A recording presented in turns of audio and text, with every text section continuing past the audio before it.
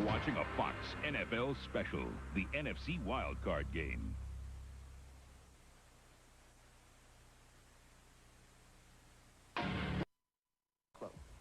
You've got to want to make the ball club. You've got to want to be a member of the Minnesota Vikings. You've got to want to be good as an individual. Then that individualness has to turn into what you want to get accomplished as a team. We have to want to win the Central Division. We have to want to play well against the Packers and Bears and Detroit and against Tampa Bay. That's what we have to want to do. We have to want to be true champions. Whether prophetic or inspirational, last summer's address by Minnesota head coach Dennis Green lit a fire into the Vikings that has burned well into winter. A record-setting year for the offense, coupled with a defense that spent long days in Mankato perfecting their technique, did lead them to another division championship. All right, good rush, good bull rush. Good bull rush. You new people, watch. You want to see some quickness? Watch this now. Go! Come on, let's have some fun. The Viking defense did have fun this season. They scored a league-high 7 touchdowns. Chicago coach Dave Wannstedt wasn't thinking division championship when the season started. But a quick return to the playoffs is a surprise to many. Eric Kramer was hired to lead the Bears, but a switch to Steve Walsh led the resurrection to respectability. 8 wins, 3 losses under Walsh. It may not be the 85 model, but much sooner than anyone had the right to expect, there's a little monster growing once again in the Midway.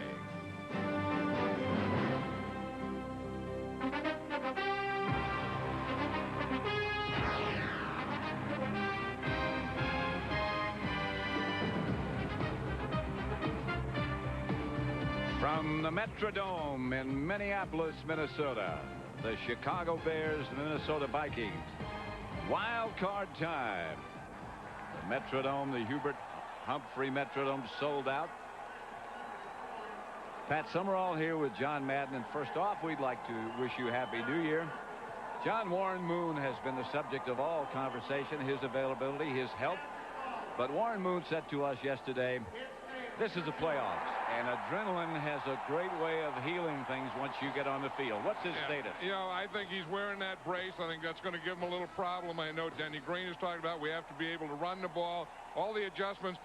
But I still think when you have Chris Carter on one side, Jake Reed on the other side, and you have Quadri Ismail in there, and Warren Moon, the pro that he is, I still think that passing is going to be a big part of this Viking game. And that may be the best bunch of receivers in the NFL.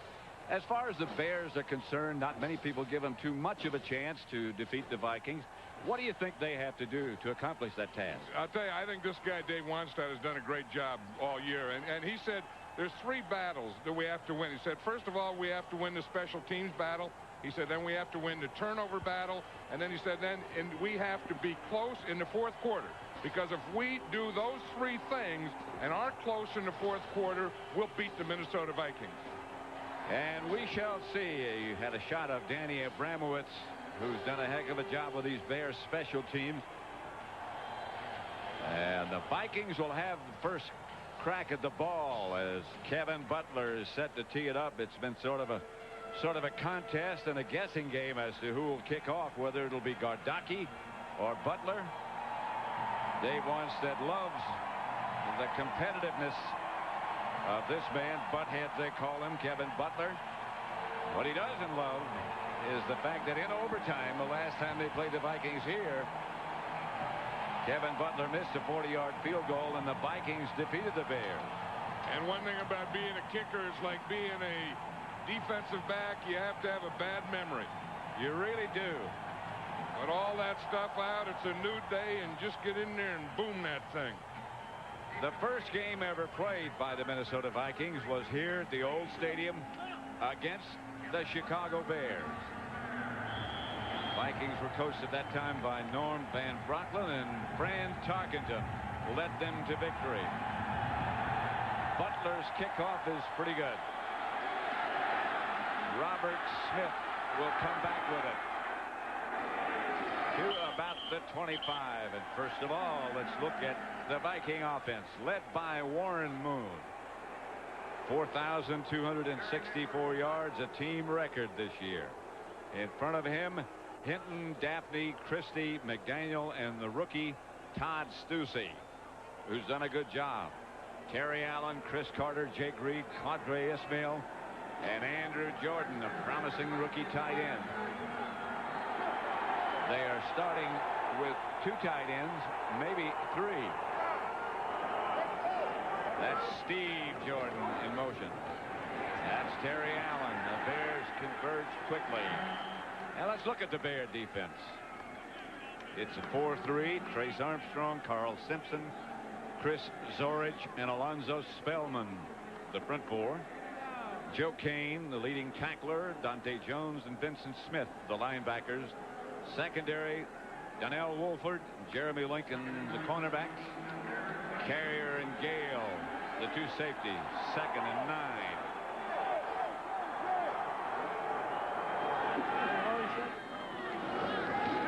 Moon pass caught by Steve Jordan. They called him back out of retirement. He had had so many great years. He's an engineer. He was getting ready. He was going to go on a trip to Africa the next day. They called him and said, I think we're going to use you. He said, well, you better not think too long because I'm going to Africa. And they say, okay, we need you. We want you. So Steve Jordan said, I'll take that trip to Africa next year. Amp Lee is in the backfield for the Vikings. It's 3rd and 4. Moon retreats okay, but the pass is not okay. Chris Carter and a flag on the play. Chris Carter, the intended receiver. And that was a late flag, though. Chris Carter started to complain. Warren Moon tried to really force it into Carter because there was about 3 Bear defenders there. Red Cashin is the referee. And that'll be a 1st down for the Vikings. Dave Wanstead has done a heck of a Holding job. number 26 by the defense. 5 yards. First down.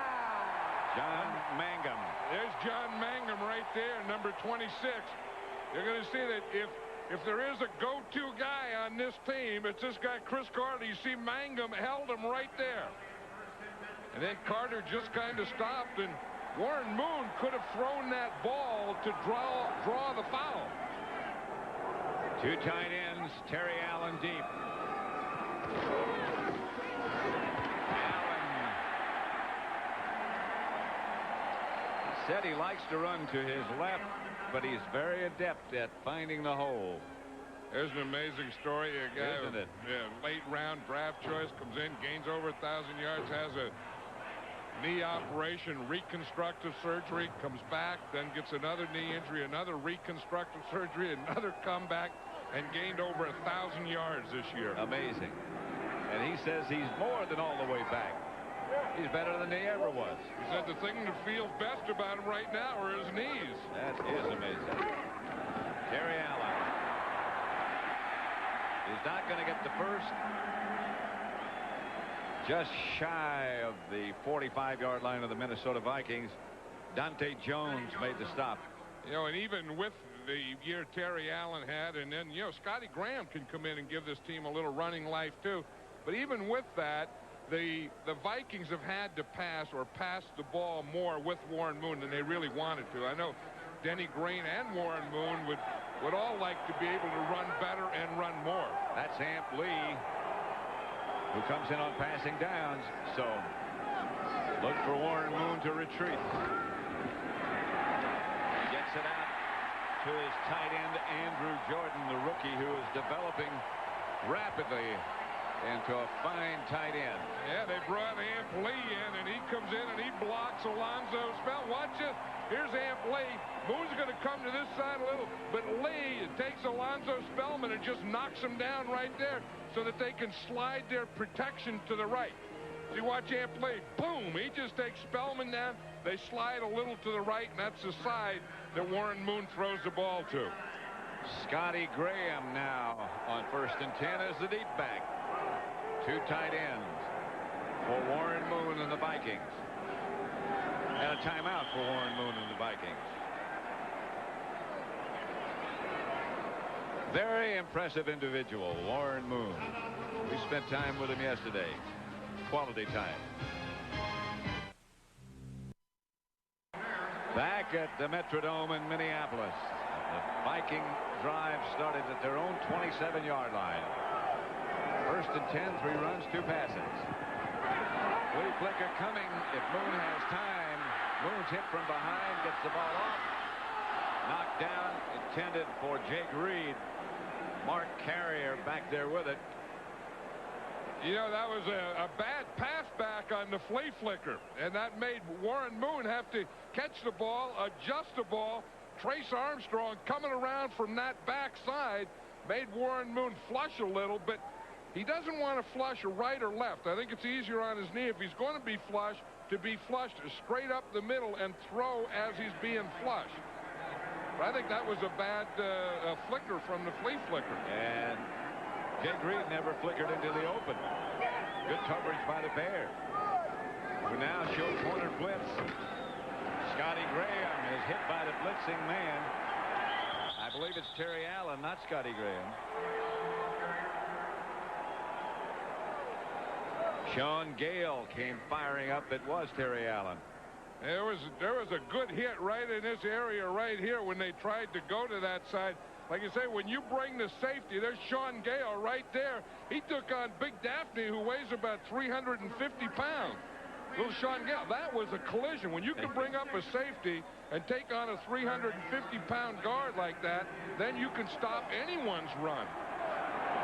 John Jarrett replaces Daphne at right guard. He's wearing number 46, a guard. You won't see that very often. Here's Moon. Dave Wannstedt said he was going to tell him that because he thinks that Jarrett has to report when he does that. On every play. I don't know if he has to report on every play or not. False start. Number 78 on the offense. 5 yards, still third down. Red Cashin. Chris Hinton is the man who jumped early. There you see John Jurek right there. He's number 46. Was a guard. They moved him to a tight end. Now he'll come back and play guard sometimes. In fact, they like to get him in there for Bernard Daphne on passing situations because he's a more mobile pass protector. Amp Lee in the backfield. Rarely do the Vikings show you the same group of people. Spellman chases Moon out of the pocket. Moon's going to take off, and he won't do that too often.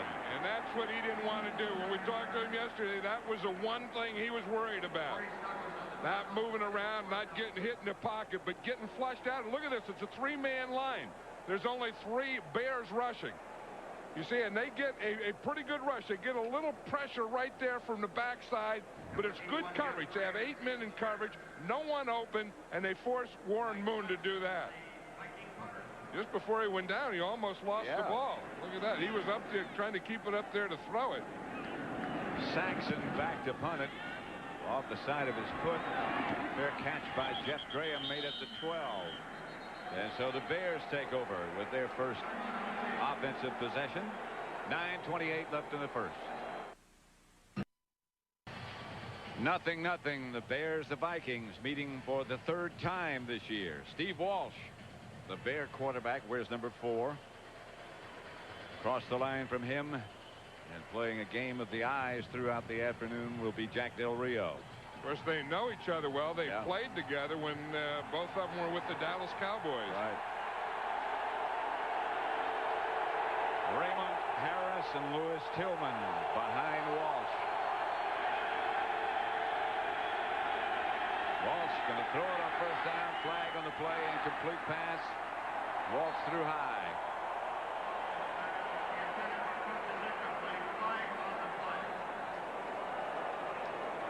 Before the snap. False start. Right guard, number 58. No play. 5 yards. Still first down. The Bear offense, quarterbacked by Steve Walsh, who comes from nearby St. Paul. In front of him, Andy Heck, Todd Perry, Fontenot, Lewinberg, and James Williams. Big James Williams, the big cat. Tillman, Harris, Conway, Graham, and Cook. Those who'll catch the ball and run with it.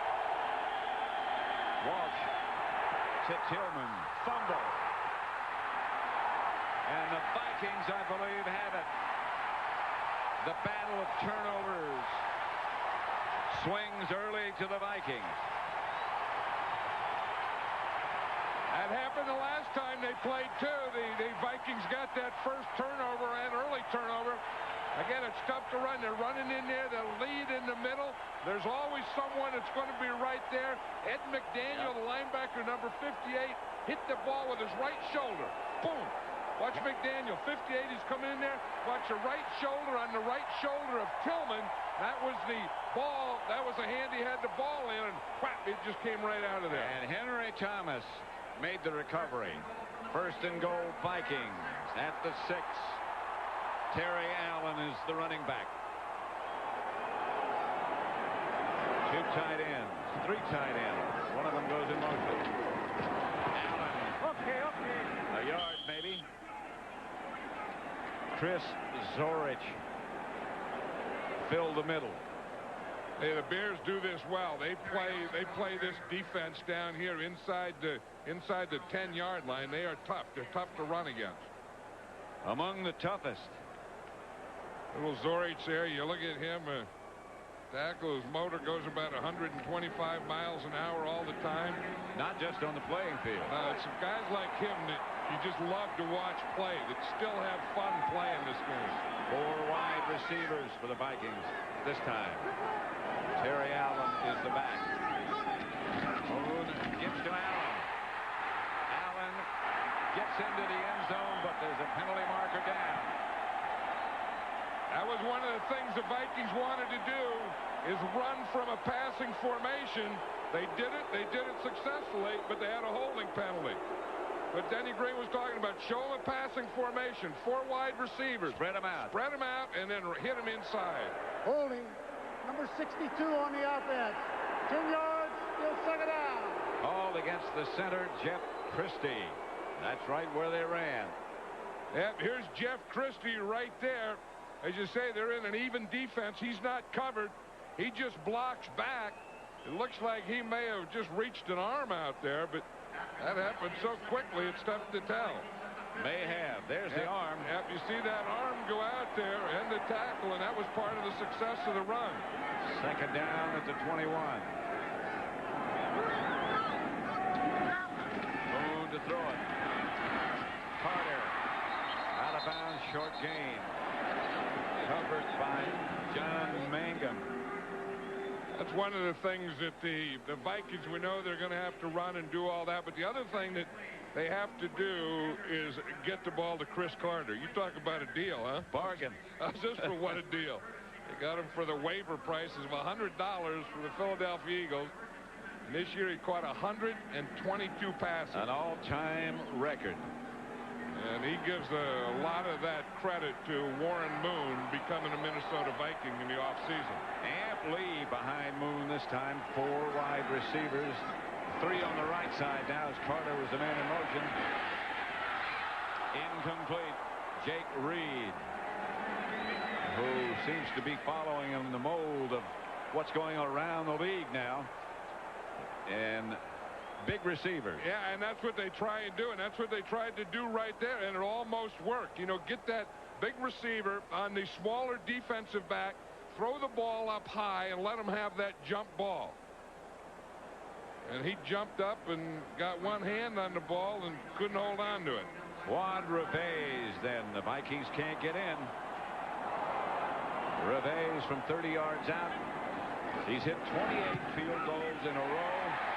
That's number 29, but the 28, the record, are only for the regular season. And this, of course, is the playoffs, the wild card. And hey, that was some game, though, that Green Bay Detroit, when they could hold Barry Sanders to no yard. I didn't think that could ever be done. I didn't either. That in itself is something that, well, I don't know how they did it. I really don't. And then later watching a Dan Marino and a Joe Montana, 2 of the greatest quarterbacks ever. A classic. That's how you pass the football. Reveiz kickoff to Nate Lewis at the 6. To the 34. For a McDonald's game break, let's send you now to our Hollywood studio. All right, Pat, as you indicated, the Browns advance to the next round of the playoffs, utilizing a balanced attack. The go-ahead touchdown right here in the third. Leroy Horde rumbling to the end zone, and Cleveland eliminates New England. Up next for the Browns, the Steelers. Back to the Metrodome, Pat and John. 1st and 10, Bears at their own 34. 3 wide receivers, their second possession of the day. Steve Walsh still the quarterback. Walsh. Pass caught by Jeff Graham as the Bears move into Viking territory just across midfield. You know, and Steve Walsh knew last night that he was going to have to throw the ball, because if you don't throw the ball and get it upfield against this Viking defense, then they're going to give you that 8-man front. And talking to Steve Walsh, it was kind of refreshing to talk to him. He was saying how refreshing it is to be back in the game and have a chance to win a game. He said he forgot how much fun it was to play and start. Lewis Tillman, the ball carrier, didn't get much. The Vikings on defense, of course, always among the best. Up front, the front 4, led by those 2 tackles, John Randall and Henry Thomas. Robert Harris and James Harris, the defensive ends. The linebackers, McDaniel, Del Rio in the middle, and Carlos Jenkins. And the secondary, rookie Dwayne Washington, Vincey Glenn, Todd Scott, and Anthony Parker. 2nd and 10. 3 wide receivers for the Bears. Raymond Harris is the lone back. Walsh. Pass is intercepted by the Vikings. Anthony Parker came out of the pile with the ball. Walsh is down but not hurt. Parker down with the rebound, and the Vikings get their 2nd turnover.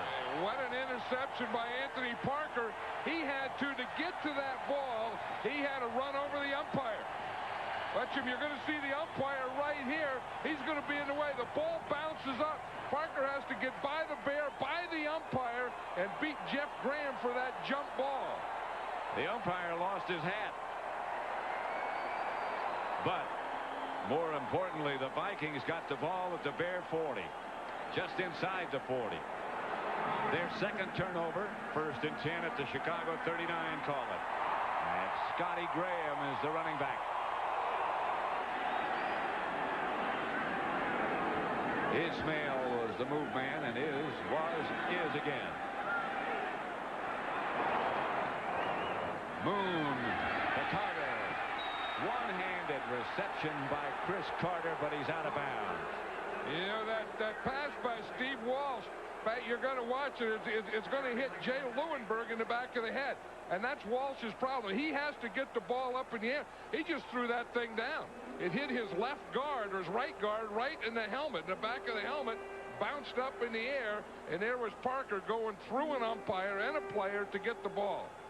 That ball looked like it almost stuck to Steve Walsh's hand. Yeah, it was. He went to release it up there, and it didn't release where he wanted to, and it came right down. And that's his responsibility. I mean, he has to find a lane to throw the ball in. 2nd and 10, and Lee out of the backfield. And Lee, flag on the play. A penalty marker down. Lee got almost enough for the 1st down. That was interesting. Holding. Bears. Vikings, excuse me. Talking to the Bears and Dave Wannstedt that they had to win the turnover battle. They've lost that battle, but they've been lucky here in getting the penalties. Remember the last time? Holding number 78 on the offense, 10 yards, still 2nd down. Call against Chris Hinton. Remember last time they got a turnover, they got down there, they scored a touchdown, they had a holding penalty, that brought it out. They get a turnover now, and then they get another holding penalty. First one was against Jeff Christie, the center, and that one again was a right tackle, Chris Hinton. 2nd down and about 15, 14 perhaps.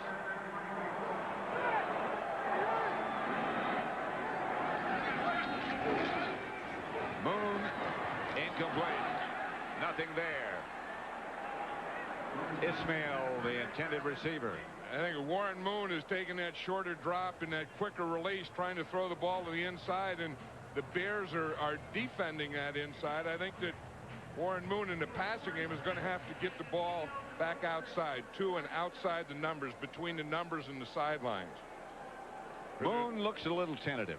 Yeah, he does. Well, you know, he was saying before in the pregame warm-up that heavy brace on his left knee, he has a hard time balance because his left leg becomes so much heavier than the right. And now the Vikings use something they haven't used in a while, a shotgun formation. Moon is sacked around the corner by Trace Armstrong. And the Vikings go backward. Yep, that's one thing about that. That just makes you standing in. Here they are again. If you look, they're just in a three-man line again. Here's Trace Armstrong. He's going to go right around Chris Hinton. That's the second time they've used this and gotten pressure from just a three-man rush.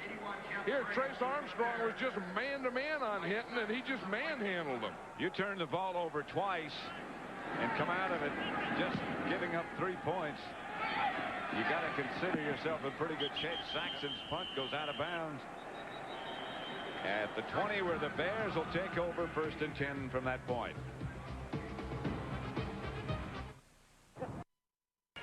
Still in the first quarter at the Metrodome, 3-0. The Vikings lead. Penalties, they've gotten the two turnovers, but only got 3 points as a result. I tell you, you know, after those turnovers, they've had 7 plays, and with those 7 plays, they had like minus 17 yards. Yep. So part of it has been good Bear defense. The other part of it has been penalties by the Vikings. Of course, Chris Hinton didn't do very well. No. One of those penalties was against Chris Hinton for holding, and then he was beaten by Trace Armstrong for the sack. Right. 1st and 10. Walsh gives to Raymond Harris. And Harris got maybe a yard.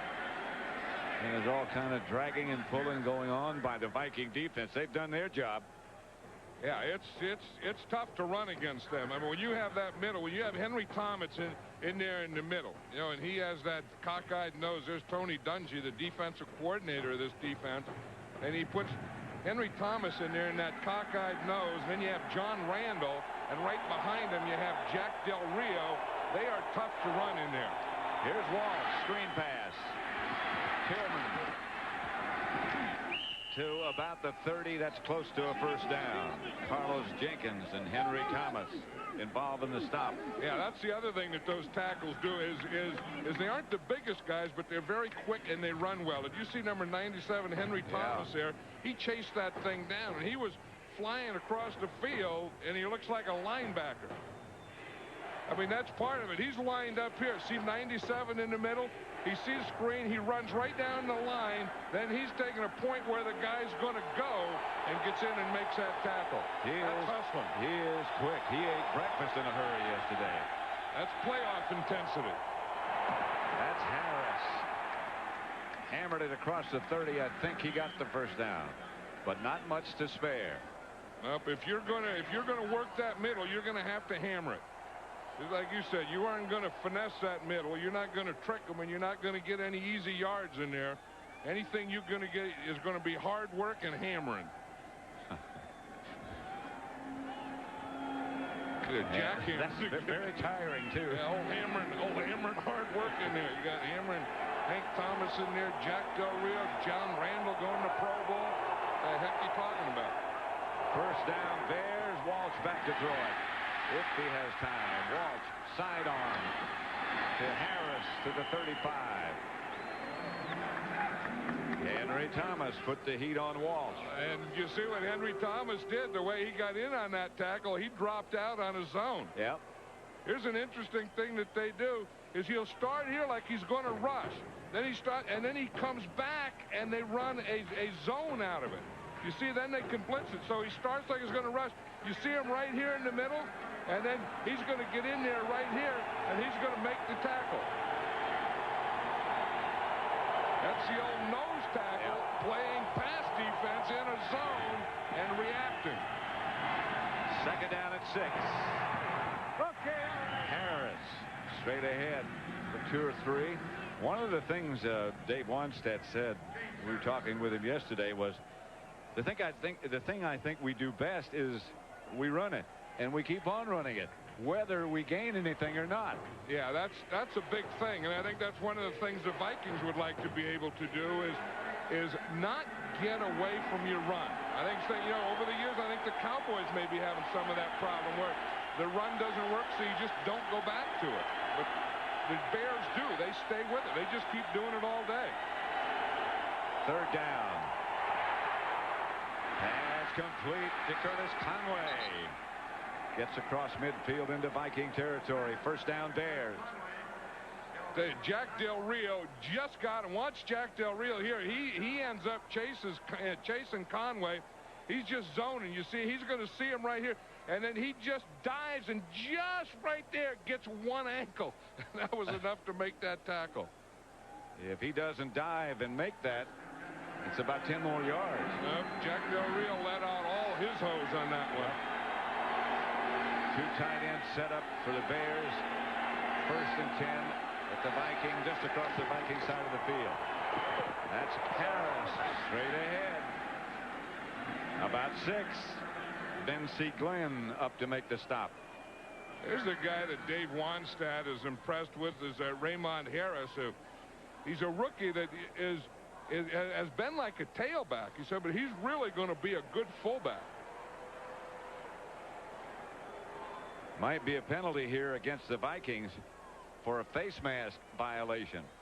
In addition to the gain. Face mask, number 25 on the defense, 5 yards. First down. Bensie Glenn, first down, Minnesota, Chicago Bears. You see right here at the end, you see Bensie Glenn's going to come in, and he gets that left hand right there in the face mask. You see Raymond Harris's head is going straight, then it takes an oblique turn to the left. 3 wide receivers for the Bears. Harris, the lone back. Reverse coming. Jeff Graham try to get around the corner. Got a couple of yards. Ed McDaniel read it. You know, I think when you talk about playoff intensity, everyone says, you know, you get into playoffs and the level of intensity rises. I think this is where you see it. You see it on defense. You see it on pursuit. You see it on second effort. You see it on guys diving and grabbing ankles. And we've just seen about 3 or 4 examples of playoff intensity in these last couple of plays. It does increase the level, no question about it. Second down. Walsh got a man open. Out of bounds. He stepped out of bounds. I'm not sure. Flag on the play. I don't know. They're throwing everything down there, Pat. They're throwing hats and flags and shaking heads. I don't think they know if Tom Waddle was in or not. I think he stepped out of bounds and then came back in. Yeah. If he does that, then he can't be the first guy to touch the ball. And the fact that they have their hats off, that's what it is. Here's Tom Waddle. He's number 87. There is no infraction on the play. Incomplete pass. Caught out of bounds. Third down. He didn't go out of bounds and come back in. No, he didn't. So the officials should have kept their hats on. But he catches it when he comes down. His right foot is on the out of bounds. Yeah, right. So that's just an out of bounds pass. So that part of it is right. Yeah. But they should have just kept their hats on their heads because he never did go out of bounds and come back in. 3rd and 7. Robert Green into the offensive setup. Waddle comes wide right this time. 3 wide receivers for the Bears. Walsh back to throw it. Here comes pressure. He completes the pass anyway, and he gets enough for a first down. Walsh backpedaling. Got rid of it to Curtis Conway, and Conway got the first. And he was getting that pressure from that backside, and he's lucky. Watch this.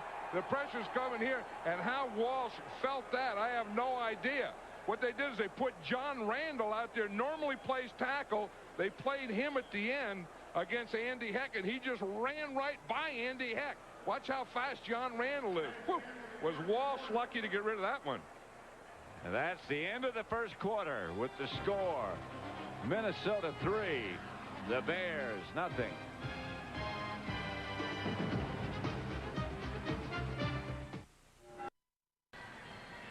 Back at the Metrodome, the wild card match between the Bears and the Vikings, their 3rd meeting of the year. Pat Summerall with John Madden. 3-0 Minnesota. But the Bears on the move. 1st and 10 at the Minnesota 27. Steve Walsh gives to Lewis Tillman. Close to the 20. Stopped by Barker. In the first quarter, the turnovers 2-0. The points off of turnovers not that significant. 3. Yeah, that's the important thing. I mean, the one that you get the turnovers, and 2, what you do with them. The Vikings got them and only got 3 points out of that. Again, pretty good Bear defense, but also some penalties by the Vikings. Walsh would appear to be changing his play at the line. Gives to Harris. I can see why Dave Wannstedt likes this guy so much. 6 feet, 225, but seems to have a very good feel. Yeah, and here's what it looks like from overhead. Here he is right here, and if you were right on top of, like if you were sitting up in the roof, this is what it would look like. You see, he starts in the middle, then he sees Andy Heck, his left tackle, bring his guy down, and he finds a hole to that back side. Wonder how much those tickets are up there. No one would go up there. They're free. That's a good vantage point. Walsh. Harris again pounds down to about the 12-yard line of Minnesota. But he has a good feel, you know, like Emmitt Smith. I'm not saying that Raymond Harris is Emmitt Smith, but that thing where you run what you call pick a hole. You know, you just hand them the ball and they start one direction and then they just pick a hole anywhere around the line of scrimmage. Some runners have that ability. Yeah, some guys are slashers and straight ahead guys, like Lewis Tillman, for example, is a slasher. He's going to go in one direction. Some guys are pick a hole guys. Harris is a pick a hole guy. And a big pick a hole guy. Here's Walsh. Gets it to Raymond Harris. 1st and goal at about the 3. Just outside the 3. Raymond Harris doesn't watch out. He's going to be rookie of the year on this drive, because we saw him run. Here he is right here. He's going to be a pass receiver. Just comes out of the backfield, stops, runs that delay, tries to get underneath the linebacker.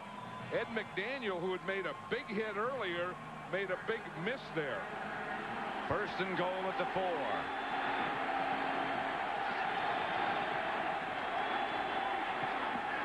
Tillman to the 1. Stopped by Jack Del Rio.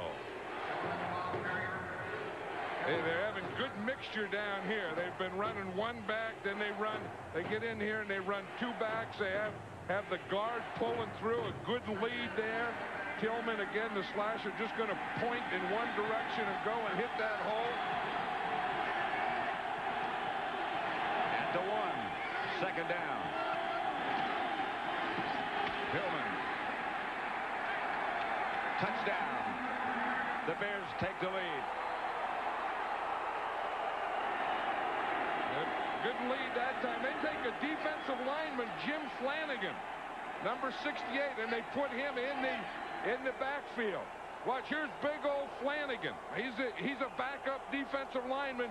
He's going to lead, and then Tillman just follows him in there. You get number 68, the defensive lineman. Boom, he takes on a guy right there. Tillman cuts to the inside and just gets the ball across. Butler for the extra point. 16 plays, 80 yards for the Bears in that drive. Butler's extra point is good, and the Bears lead it 7-3. 11:46 left to play in the first half in Minnesota. Don Adams and Barbara Feldon are back as agents 86 and 99. This time they've got a son who's a great big 0. He's got his mother's eyes and his father's job. So get ready for an all-new episode of Get Smart. Catch the series premiere next Sunday at 7:30 Eastern, 6:30 Central on Fox. Don Adams is back. I'll be doggone. I'll be hornswoggled. I didn't know that. I didn't know they were coming back. Glad to hear it. Kickoff sails down to Robert Smith, who starts from the 9 and got some room. Smith Chased by Butler, knocked out of bounds by the kicker, Kevin Butler. But not before he gets to the Bears' 33-yard line.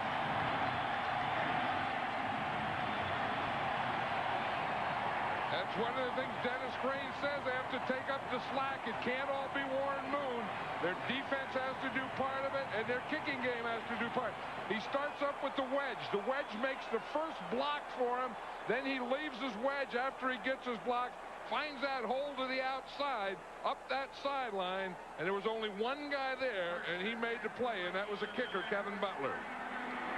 Scotty Graham behind Warren Moon. Jarek lines up now as the tight end on the right side. He was a guard. Now he's a tight end. Graham, the ball carrier, leans in for a couple. Chris Zorich on the stop.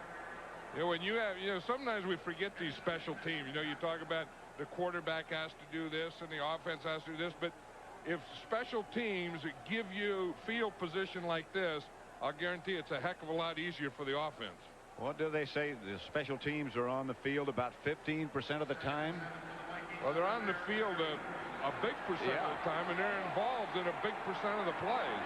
And a big percent of the results of the contest. Second down. Moon gives again to Graham. Not much. Gets inside the Bear 30 to about the 29, couple of yards. Carl Simpson made the stop. Every time you look at attack, we're talking about intensity, and it's the Bears and the Vikings defense too.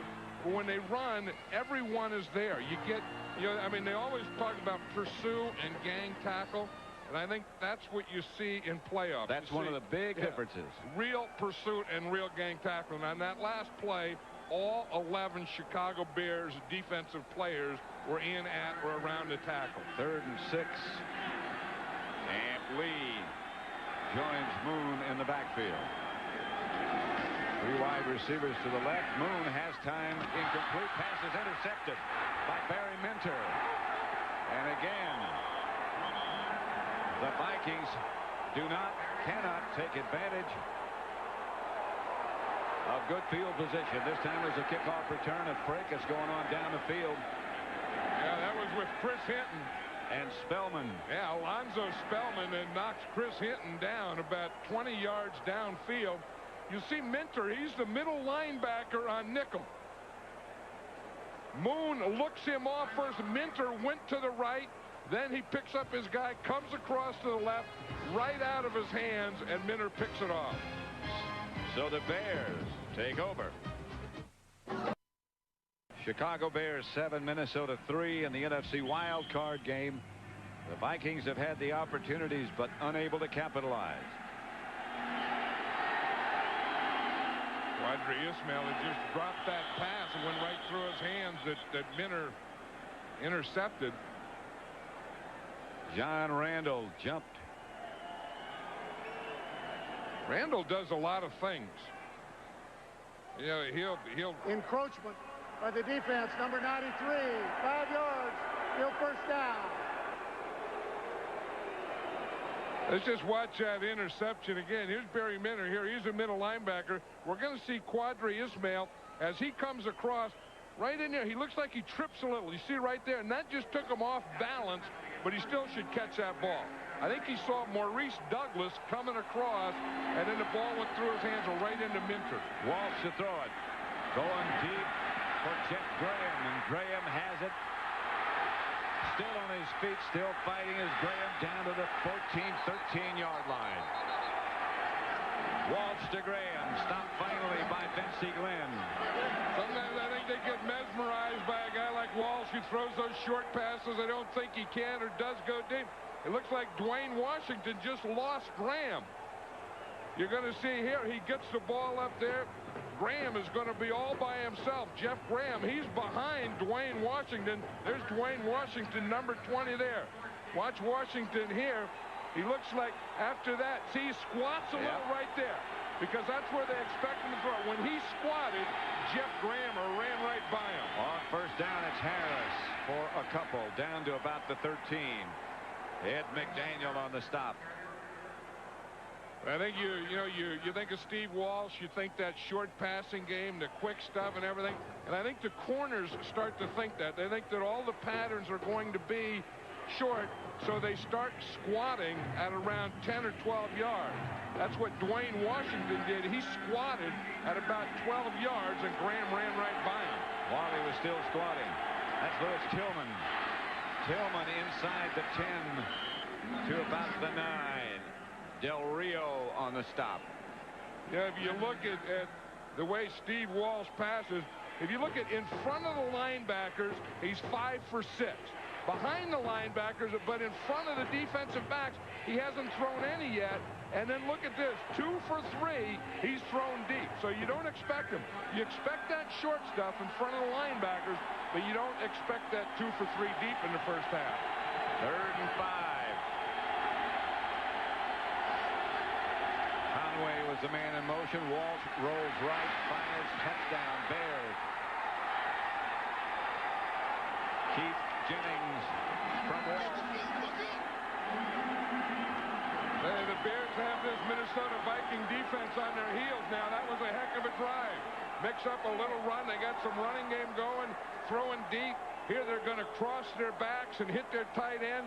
You see the back goes this way, the other back goes the other way. Steve Walsh does what we call a bootleg, and he finds Keith Jennings in the end zone. Jennings almost lost it and regained possession. Just about waist high. Butler's extra point is good, and it's the Bears 14, Minnesota 3. They turn it around in a hurry as you look again at Walsh's touchdown pass.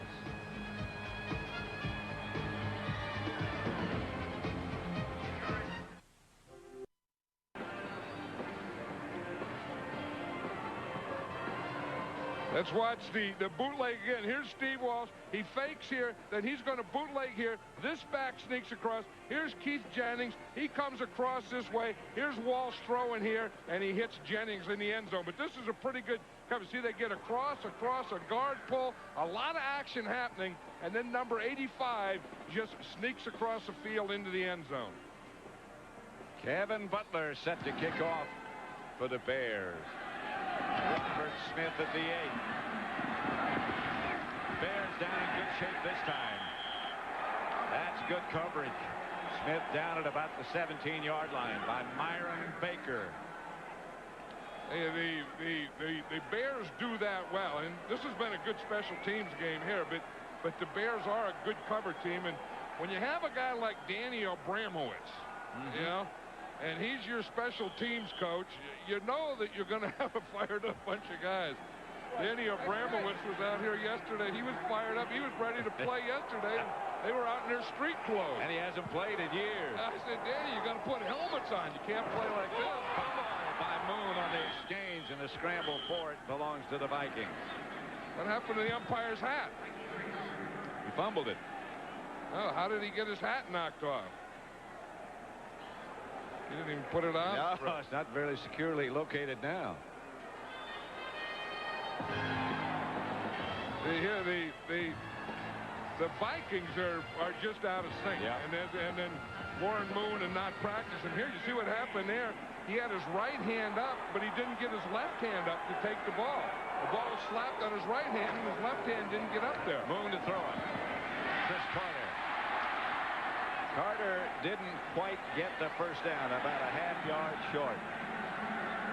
Right now, for McDonald's game break, let's return to James Brown in our Hollywood studio. All right, Pat, a tough day for New England's Drew Bledsoe. He threw 4 picks in the first meeting with the Browns, 3 today. This one by Eric Turner, leading to a Cleveland field goal as the Patriots are knocked out of the playoffs 2013 by the Browns. Back to Minneapolis, Pat and John. Back at the Metrodome, 3rd and short. The Bears leading Minnesota 14-3 in the second quarter. 3rd and short. Moon's going to throw it. Outside. The lunge by Terry Allen, I believe, got the first down. Donnell Wolford and Joe Kane up to make the hit. Well, it's not. I don't know how Terry Allen could run a pattern that short, but they had less than a yard, and he ran his pattern less than a yard. I mean, the thing you're doing, if you're going to be the back and you're coming out here, you have to pick up that yard before the ball's thrown. Terry Allen really didn't pick up that yard until after he caught the ball. If he doesn't break the tackle, he doesn't make it. No, that ball was thrown for none yardage. First to 10, Minnesota. The handoff is to Terry Allen. This time he got almost another first down if he didn't get it. Kane again on the stop. Yeah, the Vikings pulled their tight end, Andrew Jordan, as a lead blocker. You know, in that counter type thing, we're seeing more and more of that. It used to be the tackle pulling, and now they're pulling their tight end more to lead that play. So many people were catching it from the backside. And that they have to keep that tackle back there to seal that backside.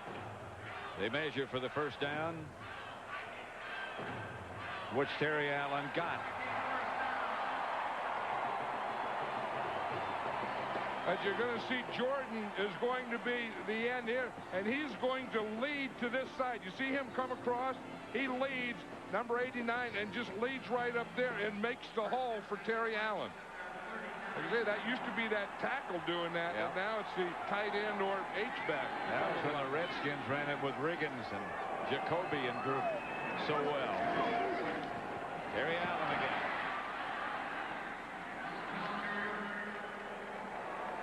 Sean Gale made the stop.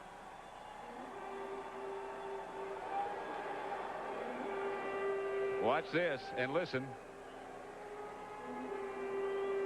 Now, our Aflac trivia question to you. What ex-New Orleans receiver is highlighted in this NFL blooper? Holding his head right there is...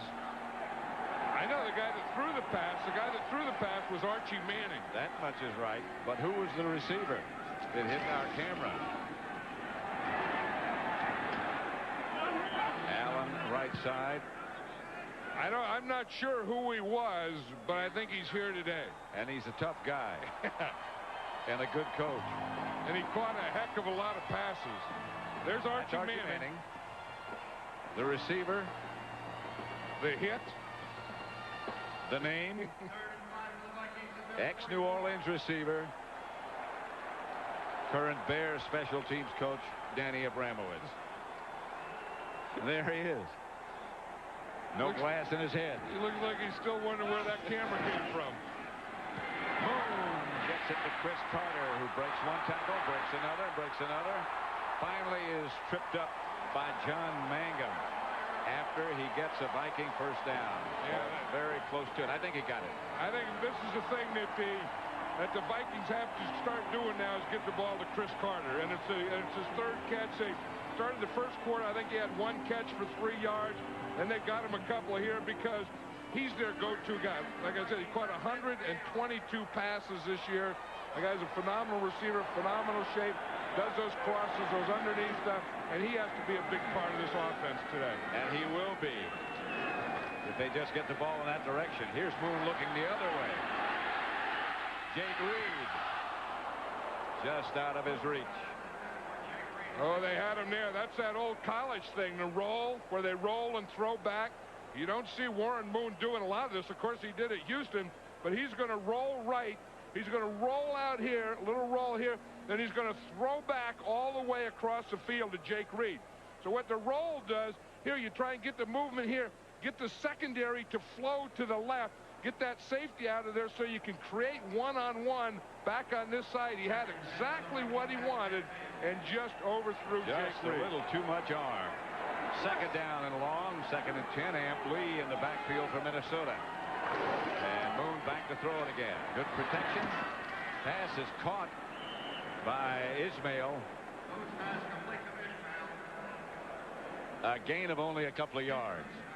That's the type of thing. He was trying to get the ball deeper. There was nothing open there, and Ismail was like his third receiver, and he was so short that he didn't get anything there. Robert Smith comes in.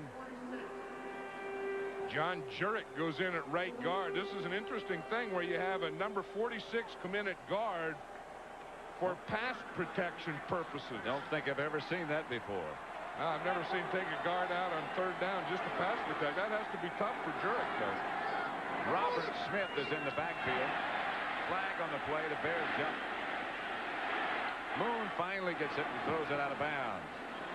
Well, Moon picked up 5 yards. That's going to be a lot easier third down for him because I think this penalty is going to be against the Bears. Good quarterbacks will come up with hard counts on third down. It's against the Bears. Right. See, so now instead of having that third and long. Side. Number 93 on the defense. 5 yards, still third down. Trace Armstrong, who got the sack earlier. Now, here's Trace Armstrong right here. And you're going to see he's pointing in, looking at the ball. The ball didn't move, but he also was listening, and he heard that hard count that Warren Moon gave.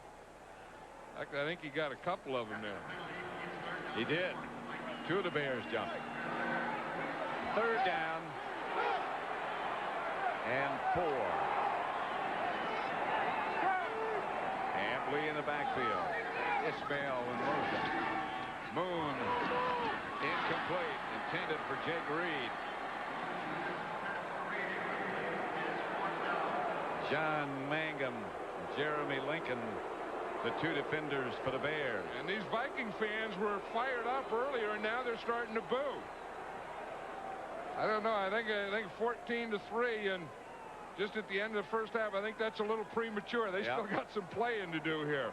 Mike Saxon back to punt for Minnesota. Jeff Graham deep for the Bears. Saxon lines it. Graham signaled fair catch and made it. Ran out of bounds at about the 10.5-yard line, where the Bears will take over. They lead it 14-3.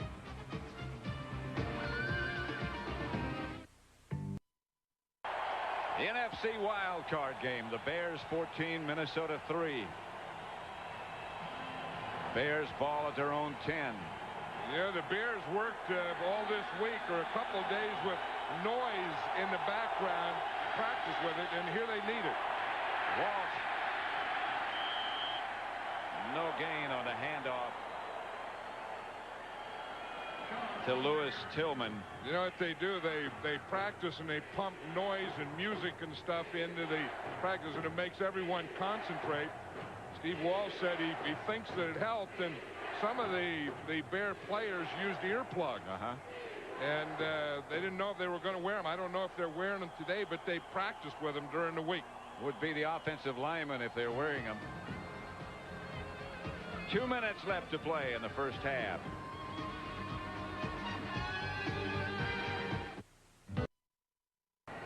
Yeah, guys, they talked about using these earplugs this week. They practiced with them. They thought they really didn't make much of a difference. They're designed to take away the high-frequency noises. But they said the best thing to do with these things is throw them away, score some points, and take them right out of the game. So far, they've got that done. John? Yeah. Matt jettisoned the earplugs. Yeah, they just threw them away, he says. They look like they'd hurt anyway. You know, one good thing, when we have sideline reporters, Pat, we have heavy jumbo. I mean, we don't go with anything little. And we come here to Minnesota, and one thing, with Anthony Munoz on this side and Matt Millen on the other side, this field, I will guarantee you, will not tilt today. Well, we're not doing too bad in the booth either, you know. Well, won't tilt the booth either, but nothing's going to tilt. Everything will stay on its axis here. Steve Walsh back to throw it. Incomplete. Intended for Curtis Conway. There's Anthony Munoz. That's heavy, Joe. That's our big package. Yeah, that's heavy there. He's heavy, and the other guy's jumbo. Or they could change places, too. And you mean the other guy be heavy and he'd be jumbo? Yeah. I'll tell you, you're talking about 2 football players, though, huh? Oh, boy. And Matt Millen was fun to watch play, and Anthony Munoz, he was one of the greatest ever. Gardaki's kick, fair catch by David Palmer for Minnesota, and the Vikings take over. Let's go back again to heavy or jumbo or, well, Matt Millen. Yeah, heavy here. Hey, John, guess what I found? I found an old Raider, Dave Castor, down here in the sideline. Says he's still headbutting people. We think we could go out and still play. Say, hey, give a yell to John up there. Let's go get him. Same old ghost. All full of wisdom. This is my old tight end. Yeah. You see that? I mean, that's the way they say hello. You know, I mean, like guys shake hands and stuff. Yeah. He comes up and he headbutts Aren't him. you supposed to have on a helmet to do that? No, they don't. They didn't even know. Dave Casper played half his life without a helmet. That's So why, did Matt Millen. That's why they're still butting heads. Here's Moon back to throw it. Incomplete, intended for Jake Reed. That's what I like about a playoff game too, Pat. You never know what you're going to find there. I mean, we got Heavy on one side, Jumbo on the other side. You know, the field won't tilt. Then you get an old player there. Dave Casper. Yeah, I mean, there's Carl Ehlers down there. There's a lot of ex-Viking players. I mean, everyone comes out for the playoffs because everyone knows. There's Alan Page, as you say. Alan Page is a lawyer. Yeah, a judge. He's a judge, yeah, that's right. He was a lawyer, then became a judge. Well, he was tough to block. Oh, boy. Chris Carter. This time he can't jump out of the trap. Maurice Douglas, the leading tackler. There's a guy who could have been in the Pro Bowl. Maurice Douglas as a nickel back and a special teams guy. Teamer. 14-3 Chicago. Coming up on the Dockers halftime, JB, Terry, Howie, Jimmy, the whole package. We'll take a look at the first half action between the Bears and the Vikings, and they'll check out what went on in Cleveland between the Patriots and Browns and the AFC's wild card playoff game. That's all coming up on the Dockers halftime. One thing, I think the Vikings have ended up in this situation too often, 3rd and long. Moon. Amp Lee is out of there, and he could score. Amp Lee is finally taken down inside the 10 and about the 7. Good running by Amp Lee. Finally taken down by John Mangum. Clock running, a minute of 10 seconds left. Minnesota down to 1 timeout. Here's Amp Lee right here. He's in the backfield. He just makes a little delay. They try and run everyone else off and let him just go one-on-one. And he has that option. Remember, like Dave Megan of the Giants did for years. He have an option. He can go inside or outside to run everyone deep and let Amp Lee just work man-on-man. 1st and goal at the 8. Vikings have 1 timeout left. Moon out of the end zone in the direction of Chris Carter. He turned one way. Moon thought he was going to turn the other way. You know, the interesting thing, they tried to get Amp Lee through again, and Chris Zorich grabbed him. That's one of the things that you have to do. Remember the play before? You saw him go through the line. Now watch him when he tries to get through the line. He comes there and see Chris Zorich there. He grabs him. That's one way to defend that play. That is a good play. You won't see it written about, but that is very alert play by Chris Zorich. Yeah, and that's the type of thing that, you know, Chris Zorich knew. He got through there the play before and made a big play. He's not going to get through my hole to make another big play on a pass. 40 seconds left. 2nd and goal from the 8. There's the last Viking timeout. 14-3. The Bears lead Minnesota in this wild card match.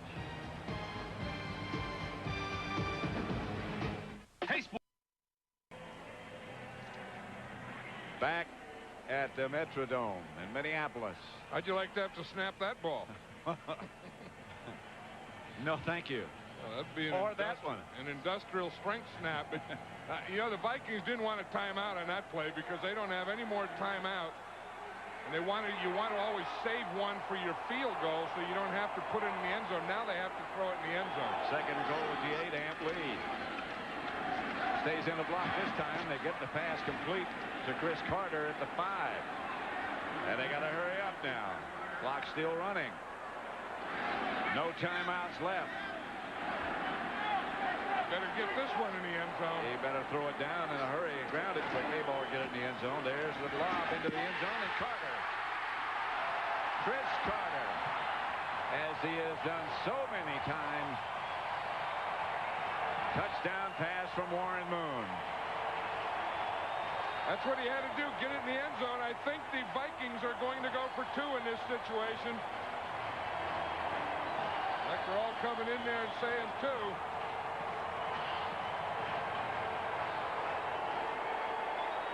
Well, they keep the lineup in there. You see, they've done it 5 times this year. They're 4 for 5. Far above the rate for the rest of the NFL, which is 51%. The Vikings are better, considerably better. Terry Allen is the back, not Amp Lee. But Moon's going to throw it anyhow. Incomplete.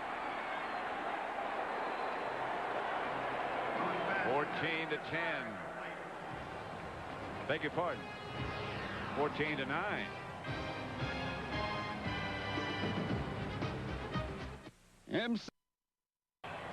Watch Chris Carter here on the touchdown. This is the thing. He just comes right in here. He just out-muscles. That's what a big wide receiver can do, especially down in the goal line. A wide receiver has to be tough here. Again, Moon can watch him all the way. Just throw it away from the defender, up in the air, and Chris Carter is going to make a play for you. See, he's just looking. He's just throwing that one away from the defender. The hands. And we were asking Warren Moon what it was that made this guy so special yesterday, and he said he not only has those athletic gifts, he knows where everybody is. He knows the entire play, everything. And he got in a physical matchup with John Mangum, and he just won that matchup all the way. Robert Green brought the kickoff back. The clock is stopped with 14 seconds left to play in the first half. 14-9 the score. Chris Carter is an amazing athlete. I mean, he's one of those guys that has a great work ethic. He practices hard. He plays hard. He goes full speed on everything that he does. You know, all the great players are also the hardest workers, I think. I mean, you always think of hard work, and I always think of a Jerry Rice. Yeah. As you say, the great players are the guys who seem to work the hardest. I think there's a message there. That's the end of the first half with the score. The Chicago Bears 14, Minnesota 9. Stay tuned for the Dockers halftime as this Fox NFL special will continue.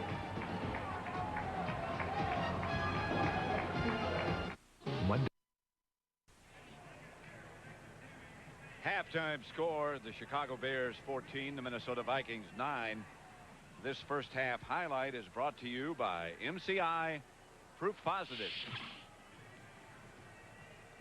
You know, you're going to see Jeff Graham here, and again, the Vikings think that the Bears are going to throw short and medium. So they give a little fake there at the short or medium, get the corner to squat. Jeff Graham runs right by him, and Steve Walsh throws a perfect pass.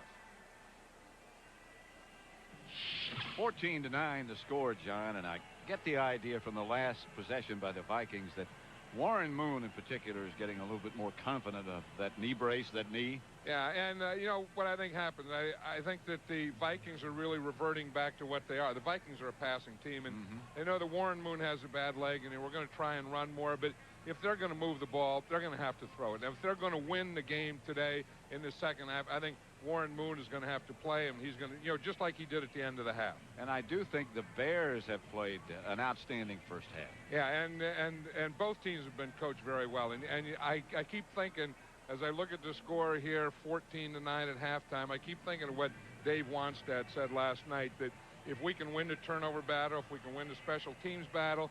But the other thing he said, if we can get in the fourth quarter and be close, he says, we're going to beat the Vikings. Well, let's take a look now, John, while we have a chance at the first half statistics. Bears 38 yards rushing, the Vikings 35. Passing yards, the Bears 161, the Vikings 109. 2 turnovers by Chicago, 1 by the Vikings.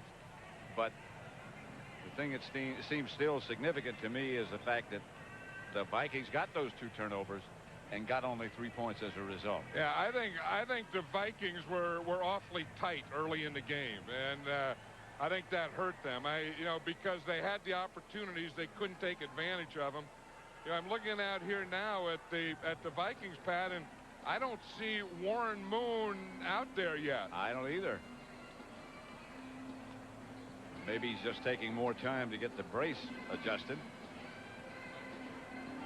But as of the moment. Yeah, here he comes Here he right comes, now. yeah. And that was the thing. See, the Vikings are kicking off, so he knew that they weren't going to have the ball first. And I wouldn't be surprised if they were making some adjustments on that brace, because sometimes a brace will loosen up or a brace will tighten up, and it just has to be adjusted. Talking there with Sean Salisbury, who quarterbacked last Monday's victory over the 49ers to put the Vikings in this game, really, at home at least, and give them the NFC Central Division Championship. Warren Moon looks comfortable, at least. Well, and if you look at that brace that he had, it's all kind of straps and everything. So there's a lot of stuff to adjust in there. And, then you got to get your pants off and do all those adjustments. And that probably took the whole halftime if they were going to do that. Juan Revés set to kick it off. Nate Lewis back deep for the Bears. Revés kickoff goes to Lewis at the 6. The Vikings are down in a hurry. Lewis makes one miss, outruns another, and gets to about the 26 before he's taken down by Robert Griffin. An area that the Vikings were worried about. The Bears had great success against them in the game that the Vikings won about a month ago. The special teams are what kept the Bears in it.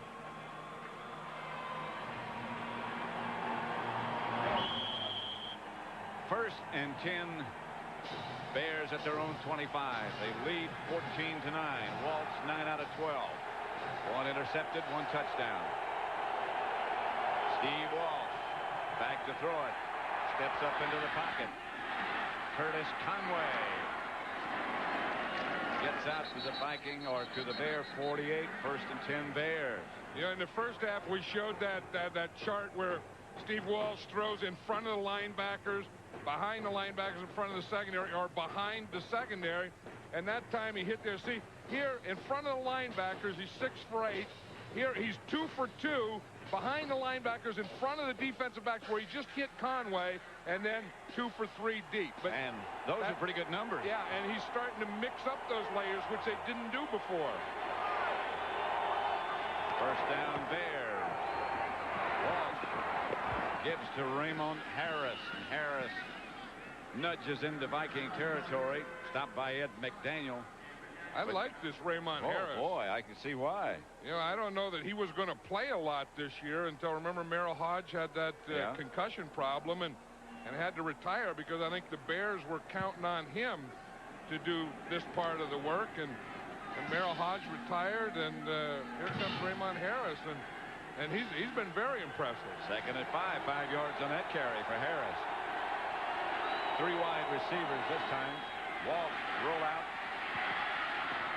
Gets the pass to Jeff Graham, and Graham out of bounds at the 29-yard line of Minnesota. Steve Walsh does this very well, this bootleg. This is what he got the touchdown on, where you start, you fake the back going this way, then you put the ball on your hip, the old bootleg, and then you come out the opposite way and hit a crossing pattern. You see, you start with a run fake, you get everything going like to the left, and then you stop it and you run out to the right. You see, and then he has the guys crossing, and he has them layered as they cross, short, medium, and deep. That time he hit the medium guy. That's a good throw on the move. This is Harris. Raymond Harris still on his feet, still running. Raymond Harris, touchdown Chicago. You didn't like him soon enough, or maybe you did. Oh yeah, I don't know what they did at halftime, but whatever adjustments they made, or whatever they ate or drank in that locker room, it sure as heck worked. Oh. I mean, this Bear offense came out, and Denny Green don't know what hit him. He said, where'd these guys come from? I mean, they had the pass, they had the bootleg. Now, Ramon Harris, again, that pick-a-hole that we were talking about earlier, that play was supposed to be in the left. He started on the left, went back to the right, broke a tackle in there, and then he just burst right out of the pile. Woo! Butler for the extra point. 29-yard touchdown run for number 29. The Bears 21, Minnesota 9. Longest Bear run of the year. You want to see why Raymond Harris cuts back? Here's John Randall.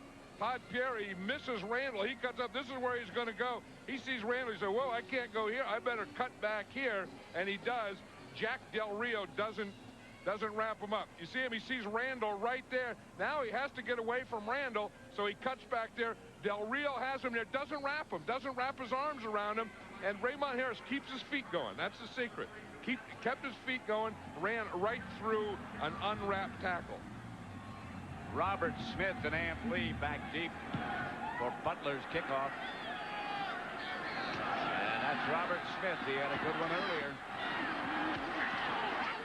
And he's hit down at the 29-yard line. Tonight, Fox presents the ultimate cure for your New Year's Day hangover. It's a full hour of Bundy. Catch 2 great episodes of Married with Children back to back. Tonight at special earlier time, 8:30 Eastern, 7:30 Central, right after an all-star episode of The Simpsons. Tonight on Fox.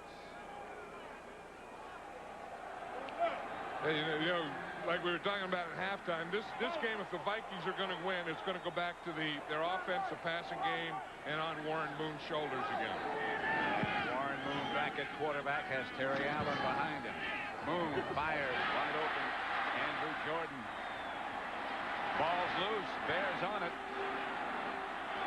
And the Bears are still going. I didn't hear a whistle until just now. Right.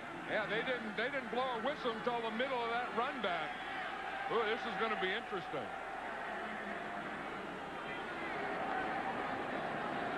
The Viking offensive unit's still out there. Oh, Red can't bend over and pick up the ball. Well, he's going to learn that football doesn't bounce like a basketball. Nope, they don't make them round. It takes erratic bounces. But I guess what they called is that the ball was down. But I didn't hear a whistle. No. Terry Allen behind Moon. Allen at about the 49. Yeah, Bears are walking up. They're getting that 8th guy up there. There's Sean Gale. Here's the previous play. Here's the one that we were talking about, the completion here, and you can just see Jordan go down, and then is down, and then fumbles after he's down, which I don't believe. I don't believe either. I think that ball was coming out he was going down, and I think the Minnesota Vikings caught a break there. That should have been the Bears' ball. Amp Lee behind Moon. 2nd down. They need about 8 for a first. Moon fires. Deflected, incomplete. Intended for Chris Carter. Knocked over his head. They have that Maurice Douglas in there in that middle, number 37, because the Bears are playing him in a lot of nickel. And he's a real hitter. And, you know, anytime they come in there, it looks like they're not too anxious to get stretched out there because old Mo Douglas is going to put that helmet right on a rib. You know that. And I think there's been a few times that the Vikings receivers have come in there and seen Mo Douglas in there and short-armed a couple of those things. 3rd down. Moon out of the shotgun. Fires incomplete. Bounced off the hands of Ismail. And they'll have to punt. Yeah, the Bears got them where they want them. I mean, the Vikings are playing right into their hands. The fans are booing them again. They've turned this crowd against their team, and the Bears have the Vikings right now exactly where they want them. They have to pass. They know it. They're pass rushing. They're blitzing. They're playing nickel. They're doing all those things. Ex-Cowboy, ex-Patriot Mike Saxon back to punt. Jeff Graham deep for the Bears. Saxon's kick just gets out of there, and it's a good one. Graham down just as he caught it by Bobby Abrams. First down Bears.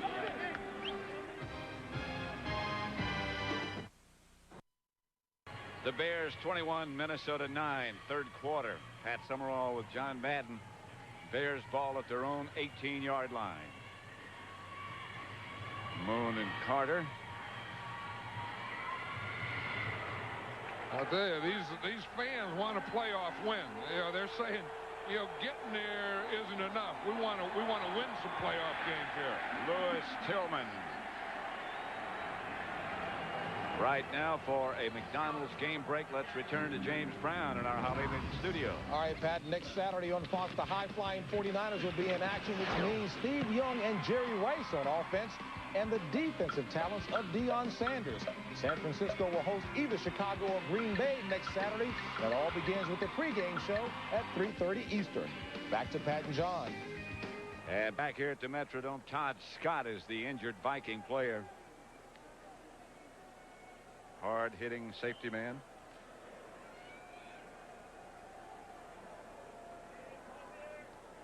Third quarter at the Metrodome as the Bears lead the Vikings 21-9.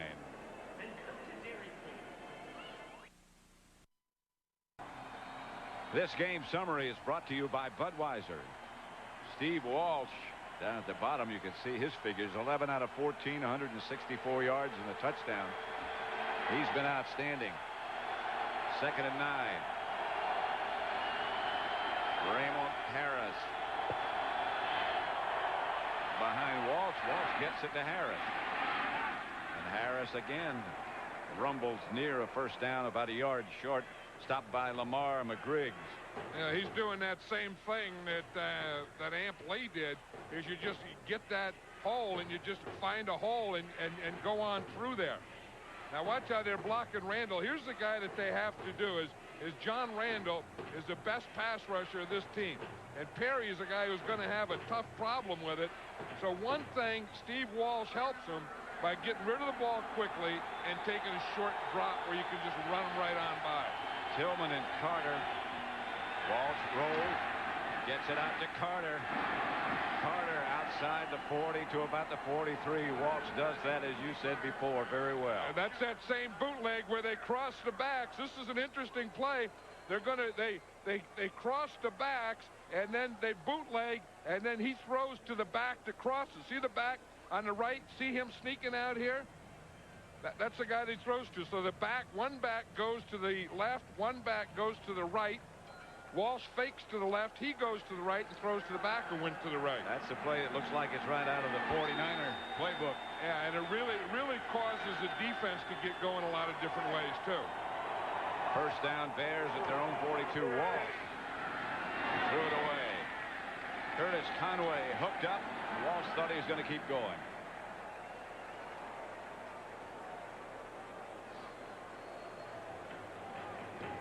Playoff results earlier.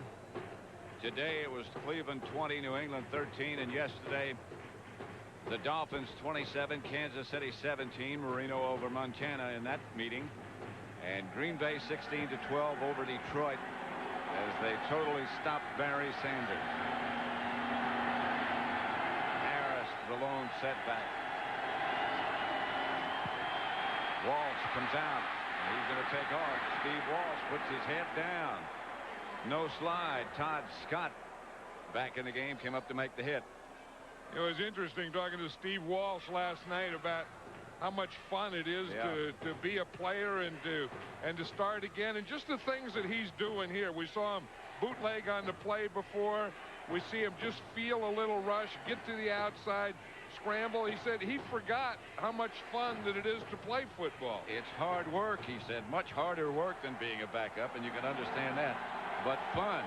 Yeah, when you're a backup, you never wake up sore on Sunday. On a Monday, I mean. Well, they play Saturday game. Blitz coming, and Walsh ducks underneath. Anthony Parker came off the corner. Yeah, he wasn't going to take that one. Anthony Carter comes from that backside. Anthony Carter's going to come from this backside. Walsh just feels it right here. He takes a look. He sees Carter, and he says, whoa, I'm not going to take that hit. I'll just go down and punt. Back deep is Gardocki. His one kick so far has been a good one. Only 32 yards, but effective. Gardocki gets off another good one. Left-footed rocket. Fair catch signal by David Palmer, and the Vikings take over deep in their own territory. Warren Moon will lead the offensive unit back. They must have stayed up most of the night to welcome in the new year and paint each other. Yeah, I mean, there's families of paint jobs. Yeah, but you wonder at what point they say in a day that I'm going to get up and that's what I'm going to do. I'm going to paint my friend. Right, and then how do they know when they're done? I mean, how do they say, okay, now I look good, now I'm ready to go? I don't think they really care. Do you? Yeah, but I mean, they have to know when they're done. Now, I mean, somebody have to say that's it, but when you have something like that, how do you know when it's over? Unfortunately, I don't think it is. Maybe it's when they just run out of paint. First down. Handoff back to Terry Allen from Moon. Maurice Douglas to make the stop. See, and here's the problem right here. In the first two meetings, they've averaged 5 yards a rush. Today, they've only averaged 2.9 yards a rush. And then you couple that with the fact that they're averaging about 8 yards on third down. You know, 3rd and 8. So by not getting anything on first down or second down, they're coming up 3rd and long all the time, and they just can't put anything together. Right now, it's 2nd and 10. Look out for Chris Carter, the man on the move to the left. Moon fires to Andrew Jordan, his rookie tight end. Stopped by Barry Minter and John Mangum. Not enough for a first. Randall McDaniel was out there with a little extra action, a little push, and I think it's Chris Zorich. You know, there's going to be a point where the Vikings, unless they start moving the ball and having something good happen for them, are going to start getting frustrated. Nearing 7 minutes to play in the 3rd quarter. And Chicago ahead 21-9. Moon back to throw it. Gets it out to Andrew Jordan again, the tight end, and this will be enough for a first down. Stopped by Maurice Douglas. Scotty Graham checks in. Yeah, this is what the Vikings have to start doing now, is just getting something going, getting some consistency, you know, mixing a little run in. Denny Green thought that, you know, that they would be able to do it with the run. They aren't going to be able to do it with the run. As I said earlier, it's going to boil down. Warren Moon has to win this game. He was very emphatic about yesterday. I don't want Warren Moon throwing the ball 40, 45 times, but he's going to have to. Moon back to throw it again. Gets it to Amp Lee, and Amp Lee gets out to the 35. Not enough for the first, and the clock continues to run. But, you know, it's tough to change. I mean, that's what you got the Minnesota Vikings here is a passing game. So it's tough to say, well, Warren Moon hurt his knee, so therefore we're going to be in the playoffs. We're going to become a running team. They've tried all year to get balance, and they've never been able to do it. So there's no reason to believe that they're going to be able to do it today. Eventually, you got to go back to what you do best. And who you are. 2nd and 1.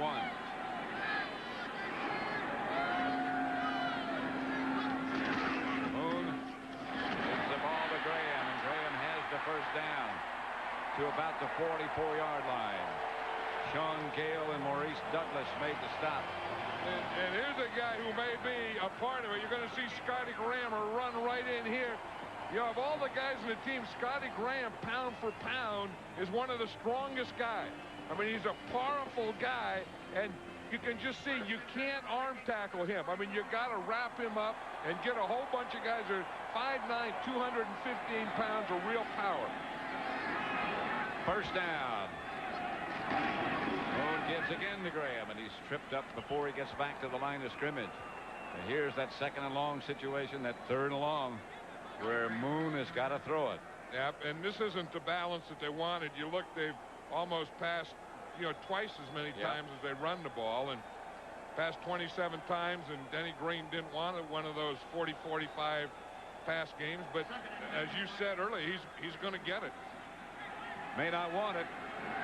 But if you want to win, he's going to get it. Yep. Amp Lee is behind Moon. The ex-49er. Fake to him. Moon from behind by Trace Armstrong. You know, that's the 2nd time, Pat, they've got in that 3-man line, and Trace Armstrong has beaten Chris Hinton. You're going to see the same thing. See, they only got 3, 1, 2, and here's Trace Armstrong going right around Chris Hinton. He did that in the first half, and he did it again. Just man-to-man, just 3 rushers. He just beats them right there. Warren Moon starts to step up, and there's nothing he can do about it. But you have to. If you're going to be a playoff team, you have to be able, with your 5 guys, to block their 3. Four wide receivers for Minnesota. Third down at about 15. Spellman jumped offside. That should never happen. Spellman jumping offside should never happen, but three-man line getting to Warren Moon twice. To the quarterback, number 90 on the defense, 5 yards, still third down. Dave Wannstedt. You can talk about Coach of the Year and who's done the good jobs. There's a guy that's done as good a job as anybody. Yeah, he's an outstanding coach. I thought he was a top defensive coordinator when he was with the Dallas Cowboys. I thought he would make an outstanding head coach when he had the opportunity, and I think that he's proven that that he is an outstanding head coach. 3rd and 10. Still third in passing yardage. Still that three-man line, eight defenders. Screen pass against the 8 defenders, and Amp Lee dances out of it. Lee to the 35-yard line. First down, Vikings. Good call there. That's not bad. The Bear defense was in that three-man or a prevent type thing. They got a little soft. And when they get a little soft, see, they're backing everything up, rushing with a three-man line. Then you can get your line. There's McDaniel there. He goes out there. He shoots air. He doesn't get anything, but Amp Lee makes a couple good moves, couple missed tackles, keeps bouncing and spinning until he gets a first down and gets the ball down inside the 35-yard line. The injured Bears, Maurice Douglas, who was caught up in the middle of that screen and the blocking wall in front of it. 21-9, the Bears lead.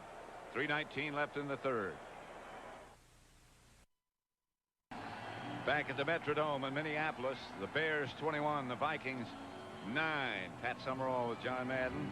This Minnesota drive started at their own 14. They've held the ball almost 5 minutes.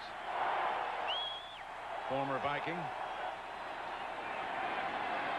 1st and 10 at the Bears 33.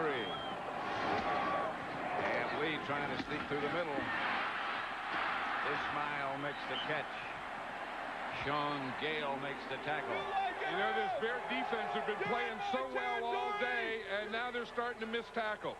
They missed about 4 tackles on that screen pass, and here they're going to miss another tackle right there. And you know, the thing is, they've been playing so well, pursuing, gang tackling, crisp tackling. Now they look like they got a little soft. Maybe they're getting a little tired, but they're starting on the last couple plays to miss tackles. Scotty Graham comes in as the deep back, 2nd and 2. The ball is given to Graham. Graham gets first down, flag on the play. This has killed them all day long if this is holding. Albert Fontenot made the stop. The guy that's having a tough time, I don't know if it's against Chris Hinton or not, but if it is, he's had a long day today. Holding during the run, number 75 on the offense. 10 yards, still second down. Daphne. That's Bernard Daphne. He's the right guard there. You see him, he starts there and he just puts his left hand out and his right hand. He just had a little part of that jersey. But a guy that big ought to be more aggressive. He should have been firing out instead of standing up and catching anyway. No question about it being holding. Yeah, I mean he didn't have to. I mean, you just fire out and knock the guy off the line. You don't have to stand up and hold him like that. When you weigh 350, 2nd and 12. Moon back to throw it. Spellman around the corner. The pass is intercepted by the Bears. Jeremy Lincoln. And the Bears take over. Moon took advantage of that zone earlier, and then that zone took advantage of Moon there. Jeremy Lincoln was just sitting there in the zone. He was a deep guy. Moon overthrows it. He's going to catch it. Here's Jeremy Lincoln here. You'll see him. He's just going to drop back. He has a deep third. He's going back into the zone, and then he stops, and the ball's just overthrown, and there it is, thrown right to Jeremy Lincoln. Lincoln thought he probably should have stayed on his feet a little bit longer. Here's Chris Carter. Yeah, this is the frustration that we're going to talk about that is going to set in with these Vikings if they don't start winning this game. 1:55 left in the third, and the Bears lead it.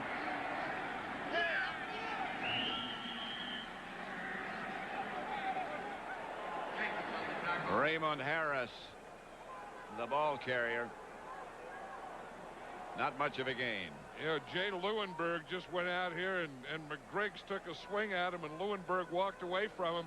He tried to get a penalty for a fight. I think that every play, the Bears are going to try and taunt the Vikings into a penalty for fighting now, because they know frustration is going to start setting in.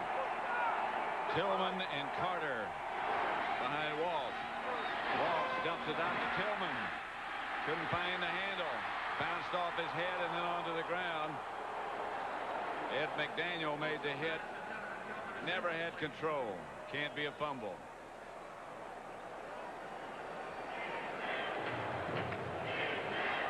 But this is the way it looks up on top, and watch what happens to Steve Walsh when he throws this ball.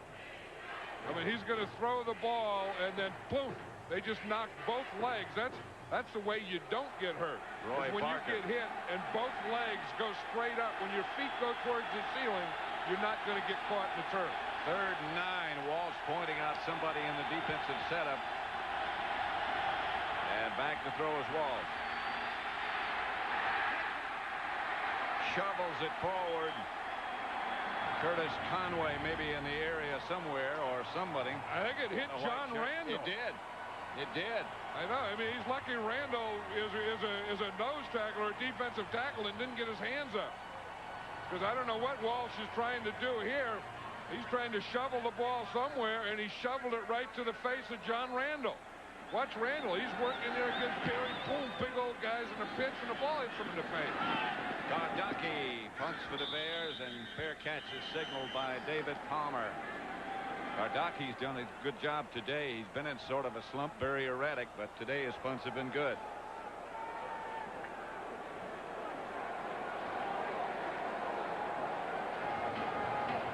Don't forget, next weekend the playoff race continues on Fox with the NFC divisional playoffs on Saturday. Coverage begins at 3:30 Eastern, 12:30 Pacific, when Terry, Howie, Jimmy, and JB host the #1 pregame show in America, followed by either the Packers or the Bears in a battle with the 49ers. Then on Sunday, guys are back beginning at noon Eastern, 9 a.m. Pacific, followed by either of these two teams, or maybe the Packers at Dallas. Pass is incomplete, intended for Andrew Jordan.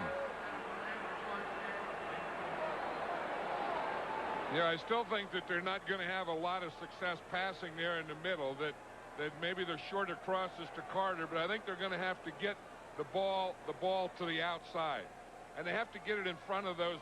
You know, the Bears are playing a soft zone. They're keeping that secondary deep, so you're not going to get behind it, but you can still get deep in front of it. 2nd down and 10 for the Vikings. Less than a minute left in the 3rd.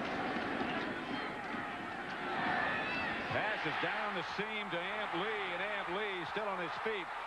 And Amp Lee finally taken out of bounds at the 31-yard line of Chicago by Maurice Douglas, who's back. A gain of 37 yards. Amp Lee's had a good day.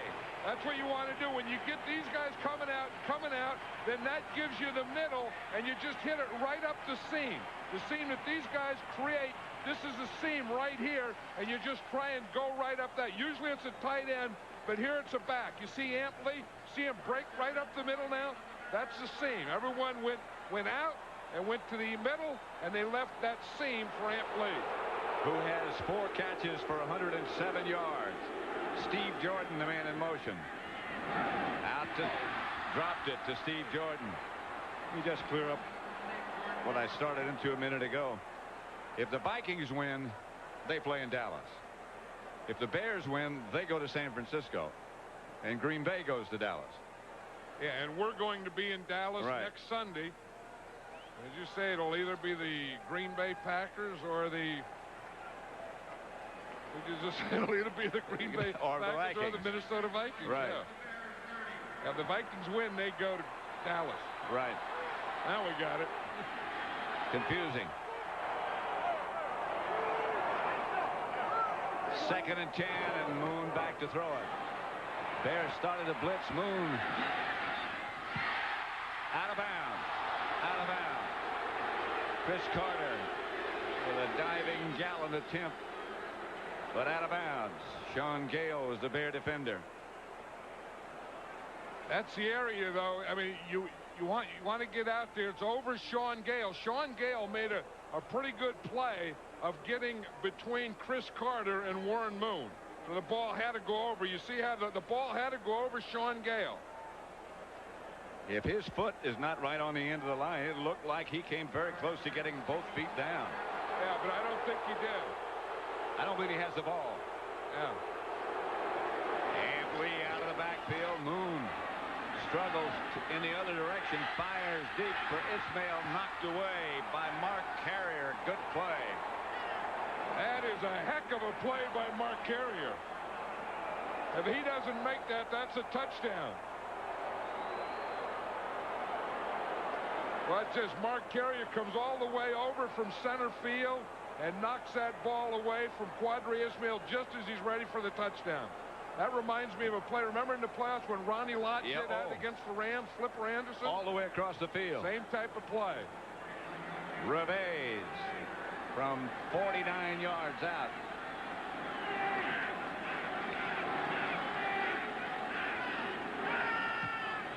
That'll get there. And Reveiz is good again.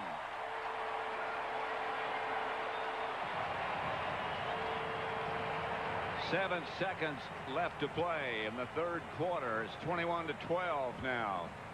And Mark Carrier just saved 4 points. That was a heck of a play. Denny Green knows that he's had the number of this guy and this team. Denny Green's been with the Vikings for 3 years, never lost to the Bears. And obviously never lost to Dave Wannstedt. But he can see that this one hasn't been his day so far. I mean, it's been a real fight for these Vikings. The Bears have played well. The Bears have played almost perfectly. Except for those early turnovers. And one big pass down the seam. The completion to Amp Lee from Moon. And then that guy, like I said, just saved 4 points. Nate Lewis back deep for Reveiz kickoff. You know, one thing that drive did is got these fans back in the game. Yeah. Look at them now. I mean, they all got these white pom-poms going. They're standing, they're yelling, they're behind their team because they had left for a while. This crowd had left for a while, but they're back right now. Look at them. This joint's starting to look like a playoff game now. This is what it's all about. Listen to them. With a certain finality. You don't want to take that uniform off for the last time. Those are the words of Warren Moon yesterday. And the loser is out. Quad Reveiz set to kick it off, and Nate Lewis back deep for the Bears. Not a good kick. Out of bounds. And so the Bears won't have to return it, but they'll have good field position. Yeah, every time the Vikings do something well, then they shoot themselves in the foot. I mean, they finally get it.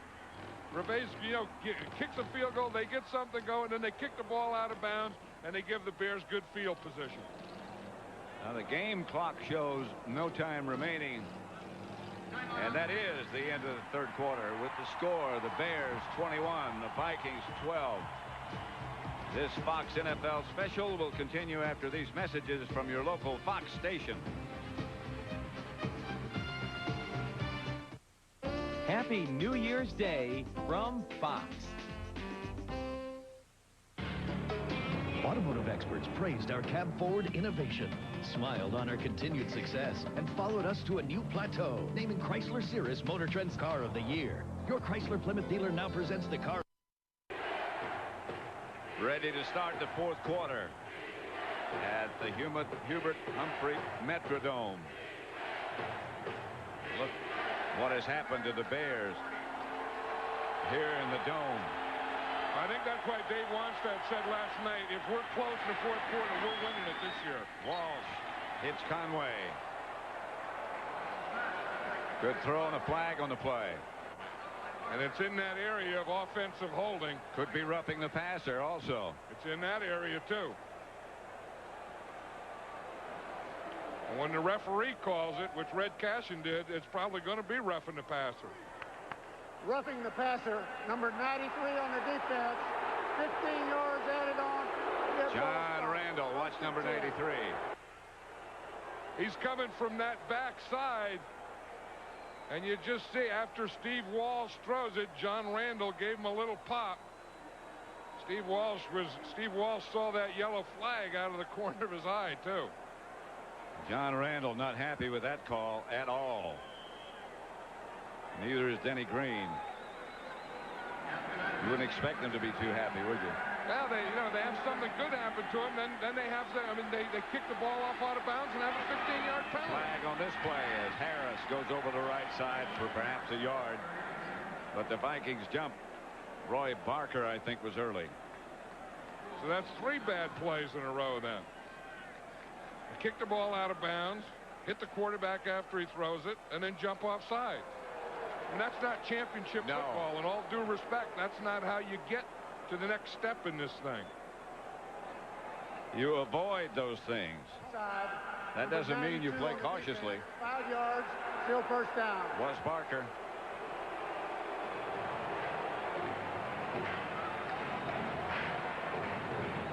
Denny Green knows that 21-12. He needs a defensive play here. I mean, his defense has to make something happen here. They have to make the score. They have to get field position. 1st and 5.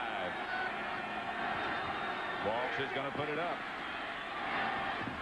Pass is incomplete, intended for Marv Cook. Just a little bit high, but maybe could have been caught. I've been impressed with Steve Walsh today. I mean, he's playing aggressively. Ron Turner, the offensive coordinator, they didn't put this offense in a shell. And I know that Steve Walsh, we were talking that last week Dave Wanstead told him at halftime that he may put Eric Kramer in there. So Steve Walsh lived with that whole thing all week, and he said that doesn't bother him because he knows he has to play well anyway. What kind of pressure is that going to put on you? 2nd and 5.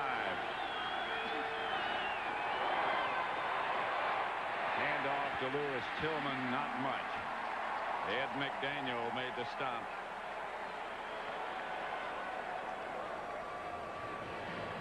I'm just saying they didn't go into a shell, and then they ran a play that looked like it was in a shell. There's Tony Dungy. Yeah, well, he knows that that the offense is struggling, that he's going to have to get a play, that his defense is going to have to get him a play if they're going to win this game. 3rd and 5.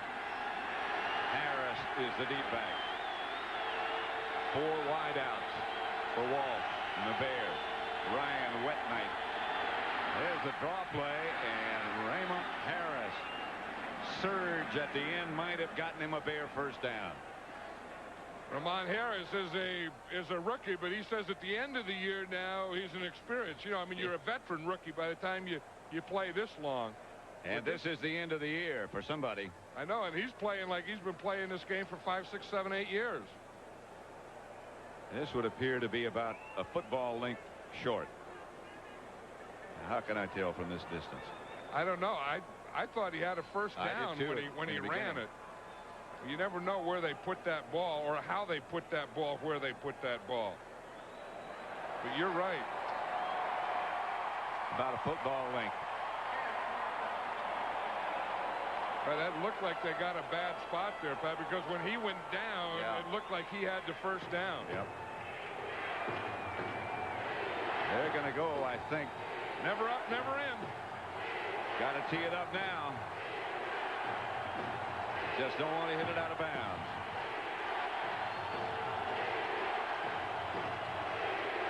I don't know what Steve Walsh is waiting for.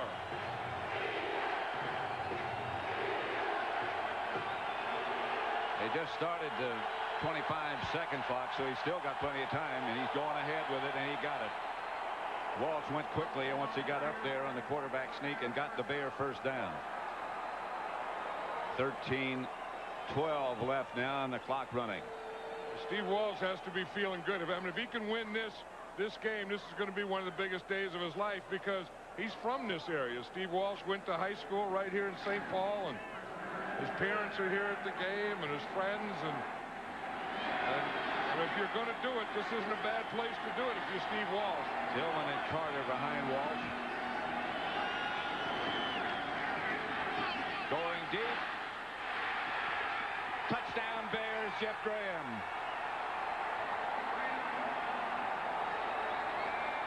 Walsh to Graham.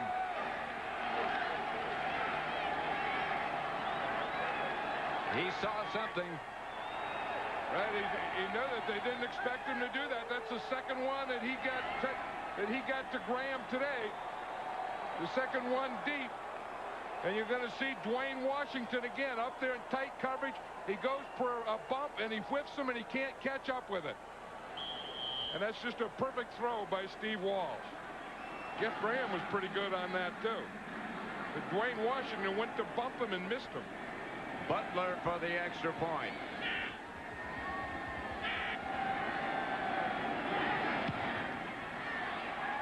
He is perfect. And the Bears lead it 28-12 with 12 minutes and 42 seconds left to play in the contest.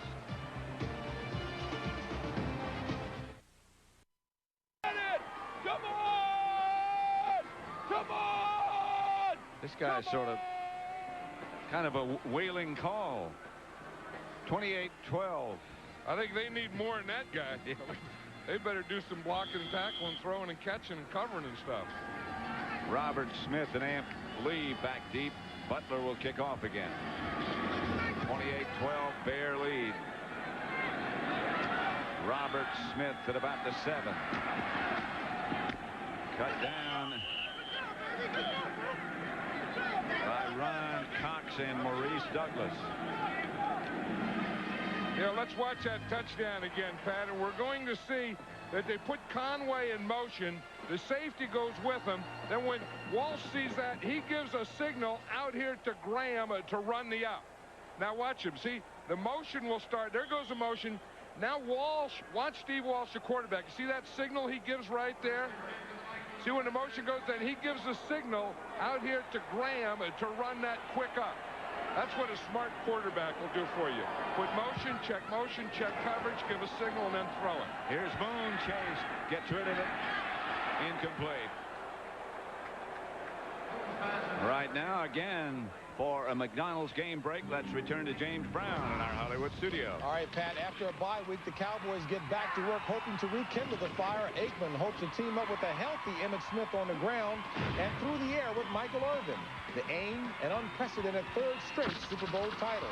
Next Sunday, it all begins with the pregame show. Let's go back to Pat and John. And that's where we'll be. In Dallas next week. 2nd and 10 for Minnesota. Middle screen to Amp Lee. Looking for some place to go, and this time nothing is there. Barry Minter and Maurice Douglas. Again, Maurice Douglas has been playing just about this whole game, which means that the Bears have been playing a form of nickel just about this whole game, knowing, again, that the Vikings have to pass. And again, the Vikings are now have to play into their hands. Clock running with 11:55 left in the game. Moon out of the shotgun. The Bear rush is not there yet. Doesn't get there. To Chris Carter, Viking first down. This game is presented by authority of the National Football League, is intended for the private use of our audience. Any rebroadcast or other use of this telecast without the express written consent of the Minnesota Vikings and the National Football League is prohibited. First down, Minnesota. Well, the Bears on that last one were in that 3-man line again. Now they had a completion against them, so now they went back to the 4-man line. Here's Moon. Ball on the bounce to Amp Lee. Flag on the play. I think that's going to be against the left tackle, Todd Stussy, who's a rookie who's really been doing a pretty good job against Alonzo Spellman. But I think he held Spellman on that play. He had the 4-man rush going that time. Yeah, and I think, again, Stussy's been doing a pretty good job over there on Spellman. Number 73 on the offense. 10 yards, still first down. The rookie. That's big old Stussy, and he was holding Spellman. Then you can put a mouthpiece anywhere, Pat. I mean, you know, if you get tired of putting it in your mouth, you just put it in your nose or in your eye. Or just let it dangle. Yeah. Just let it flop around there. You know what happened, really? It's harder to keep a mouthpiece in when you get tired. Moon incomplete. Carter in the area. Yeah, we know that Moon has the problem with the left knee and the brace, and hasn't played and so on, but he just doesn't look like he doesn't look like Warren Moon. He really, he looks like he's having a hard time getting into this game. Well, you remember yesterday when you asked him if he was comfortable, he said, yes, I am now, but it wasn't until about the 4th game that he got comfortable, and now with the bad wheel, he's uncomfortable again. Yeah, I mean, he just doesn't look like he's with it today.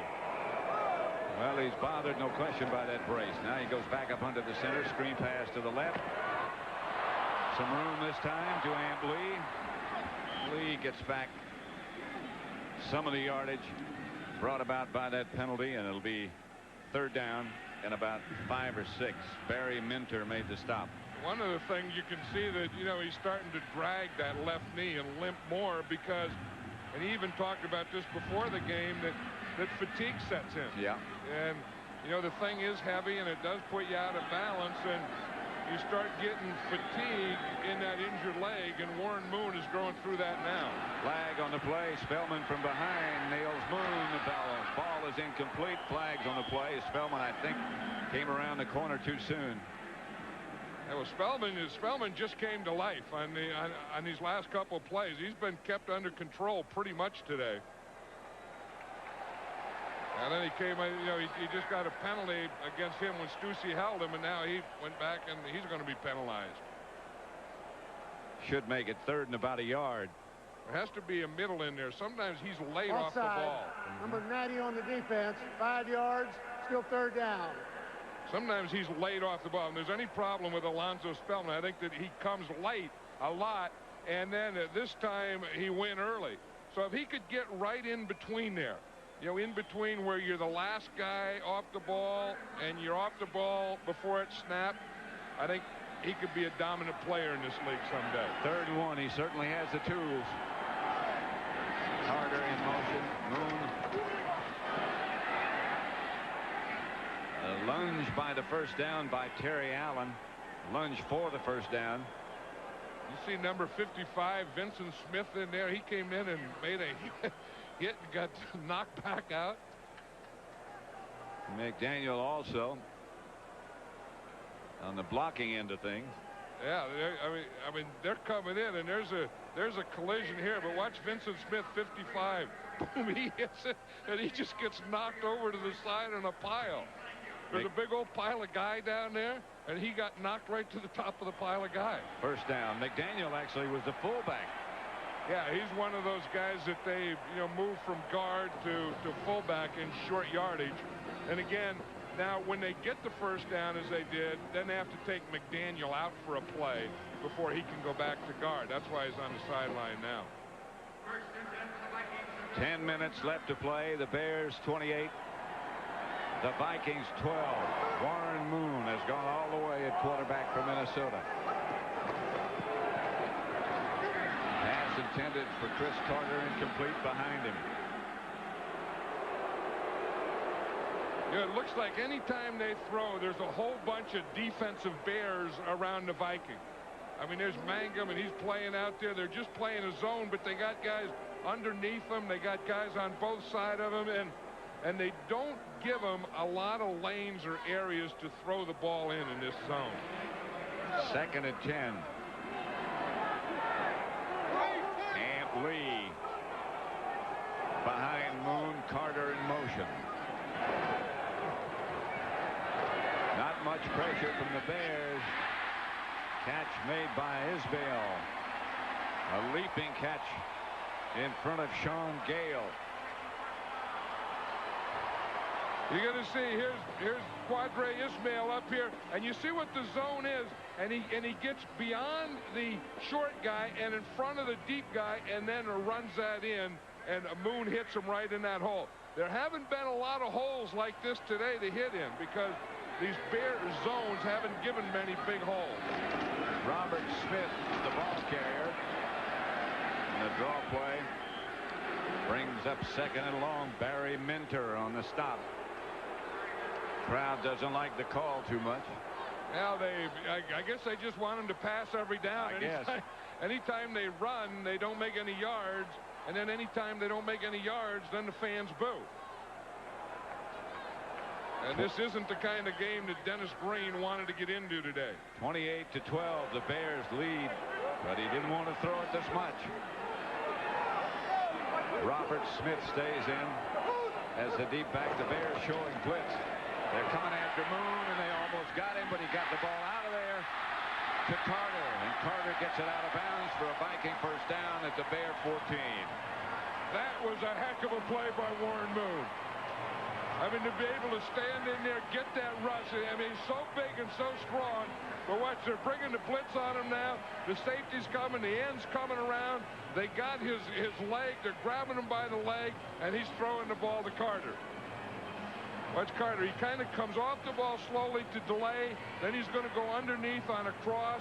Warren Moon lays it out in front of him, and he makes a heck of a catch. Now they got to go for the end zone. First and 10, Minnesota. 8 minutes left. Moon back to throw it. For the end zone, incomplete. Jake Reed was the intended receiver. And what the Vikings have to be thinking now is there's 7:58 left, and they have to be thinking of 2 scores. So he's already thrown the ball 43 times. This is the kind of game they didn't want, but they're in it, and he's going to throw it a heck of a lot more because, like I said, they got 7:58, and they need 2 scores and then 2 2-points. He's going to have to get up in the neighborhood of 50 throws before they're going to win.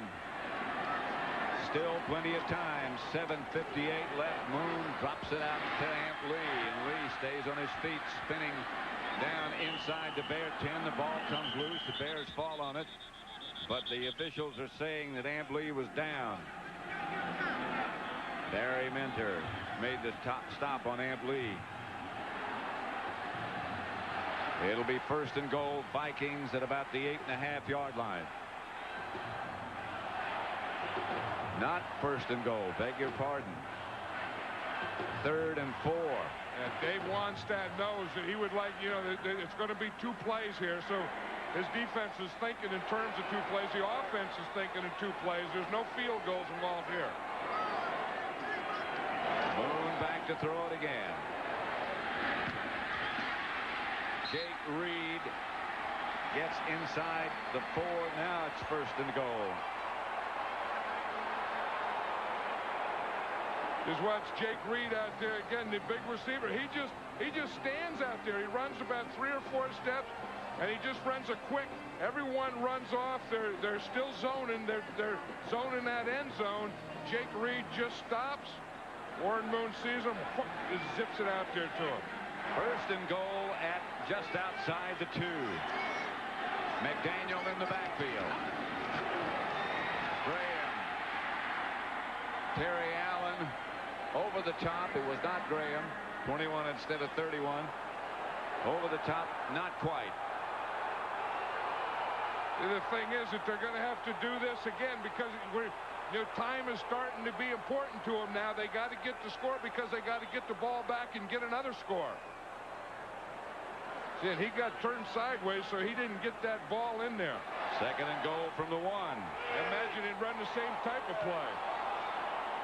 Allen behind McDaniel. Moon's going to throw it. Touchdown to Andrew Jordan. Now Moon has to stay out there. They have to go for 2. Because they needed this touchdown. They needed 2. Then they need another touchdown. Then another 2.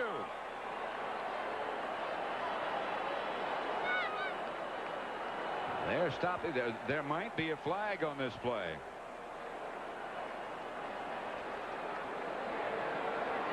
There is no touchdown.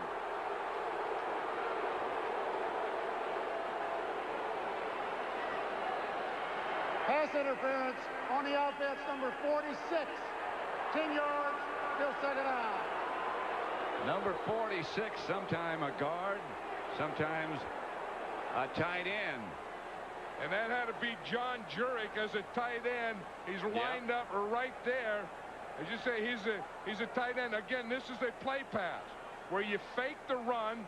See, he comes in there, and what they said is that he picked Sean Gale, who's complaining right there. Here's Sean Gale here complaining, and what they called was that a pick, and I don't know that wasn't just a converted guard running a crossing pattern. Yeah. Second and goal at the 11. And Lee is the deep back. Lee. Here's Moon with time, chased and fires it out of the end zone. Pressured by Chris Zorich and Albert Fontenot. He knew that on second down, the thing that they can't afford here is a turnover. So when he didn't have time, he was flushed. Then when he was flushed, he couldn't find anyone open. He just threw that thing away. Brings up third and goal. Just outside the 10.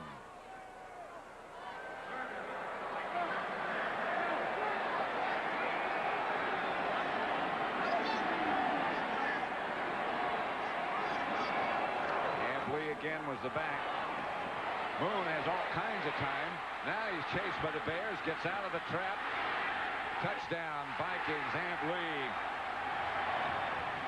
The Bears had him in their grasp. He somehow got away and completed the touchdown pass to Ant Lee. Look at the Bear players. I know, they're just laying all over the field. I mean, the Bear defense has really been on the field a long time. Their gas tank is getting close to empty, but what an effort by Warren Moon. This is where a guy shows, what a pro he is. This has been a tough day for him. And things are getting tired. He's getting tired. Pretty good pass protection. Then it breaks down, but he keeps working. He looks, and he finds Ant Lee for the touchdown. But that was 90%. That play was 90% number one. And that's why he's close to number one. And again, the Vikings need the two here. Terry Allen in the backfield. He moves over to his right, and Jordan's the tight end on the left. That's Steve Jordan. Moon back to throw it. Throws it over everybody. The official couldn't even make the catch.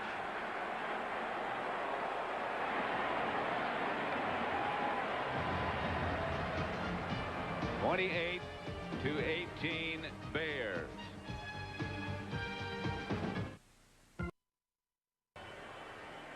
The NFC wild card match, the Bears, the Vikings. 5:36 remain. The Bears lead by 10 points. So that means that the Vikings are going to have to do an onside kick here. Had they made the 2 points, then they could have kicked off. But now, again, they still need 2 scores. Rave. Onside kick attempt. The Bears dive on it. And the onside kick attempt is unsuccessful as Tom Waddle. I think if there was like anyone that I wanted to catch an onside kick, for me, it would be Tom Waddle.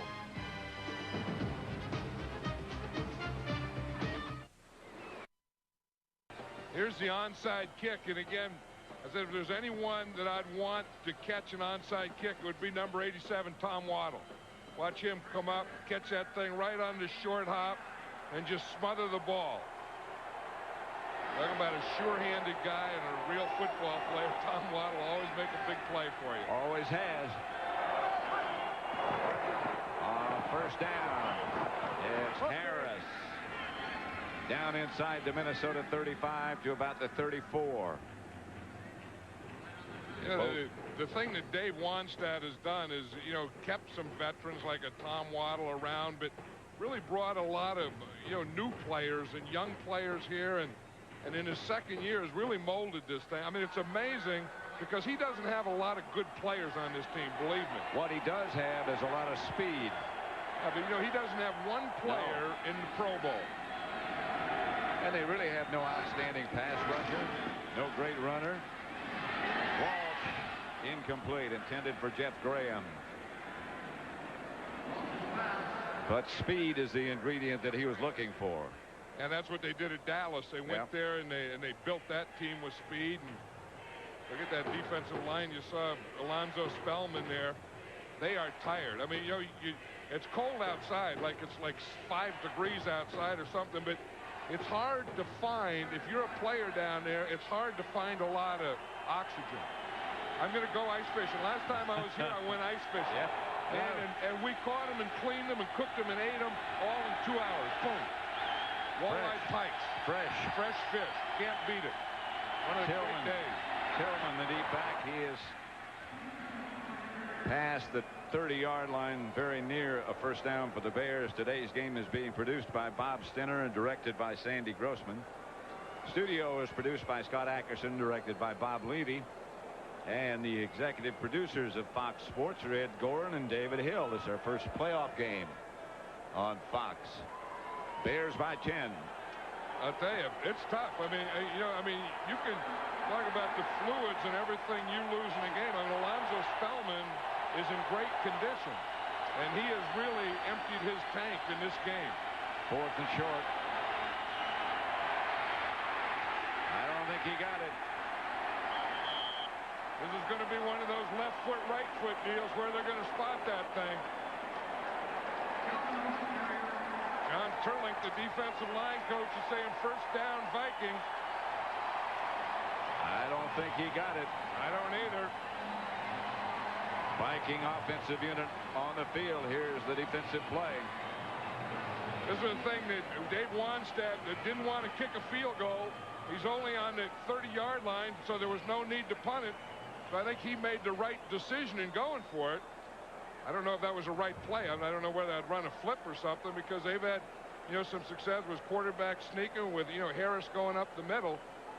But I think that they did the right thing. But now the Vikings still have a chance because they need 2 scores again. Right.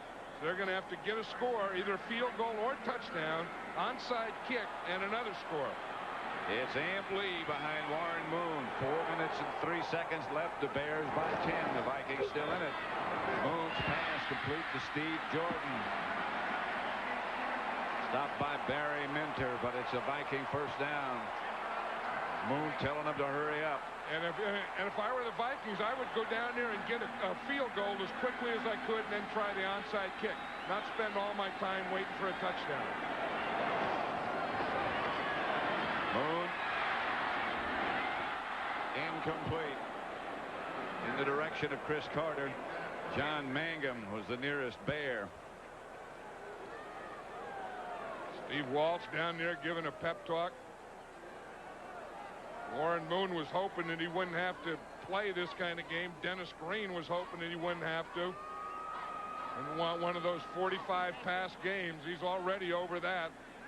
And as you say, if they're going to be in this game, he's going to be quite a bit over. He's going to be over the 50s. 2nd and 10.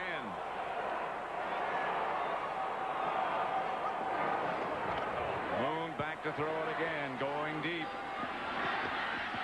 Bouncing around and incomplete. Ismail said they were bothering me. Oh, he's getting a little too close. He wants a pass interference there. Moon now 27 out of 51. Before that pass, it was 50, obviously. There's Ismail there up on top. Running the pad. I think that's pretty good coverage. I don't think there's anything wrong with that. Jeremy Lincoln was just right there running with him, and he has as much right to that ball as Ismail. 3rd and 10. Amp Lee, who's been dangerous all day. Screen pass is to Amp Lee. Lee will not get the first down. It'll be 4th, and I think they got to go for it here, don't you? Oh yeah.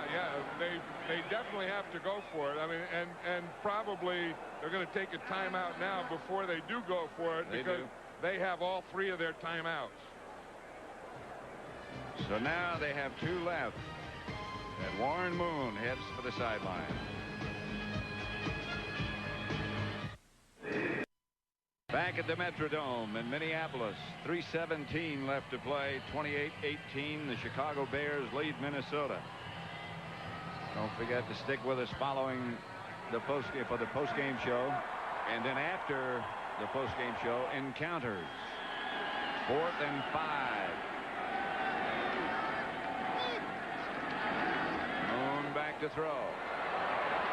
As time gets it to Amp Lee, fumble, and the Bears pick it up.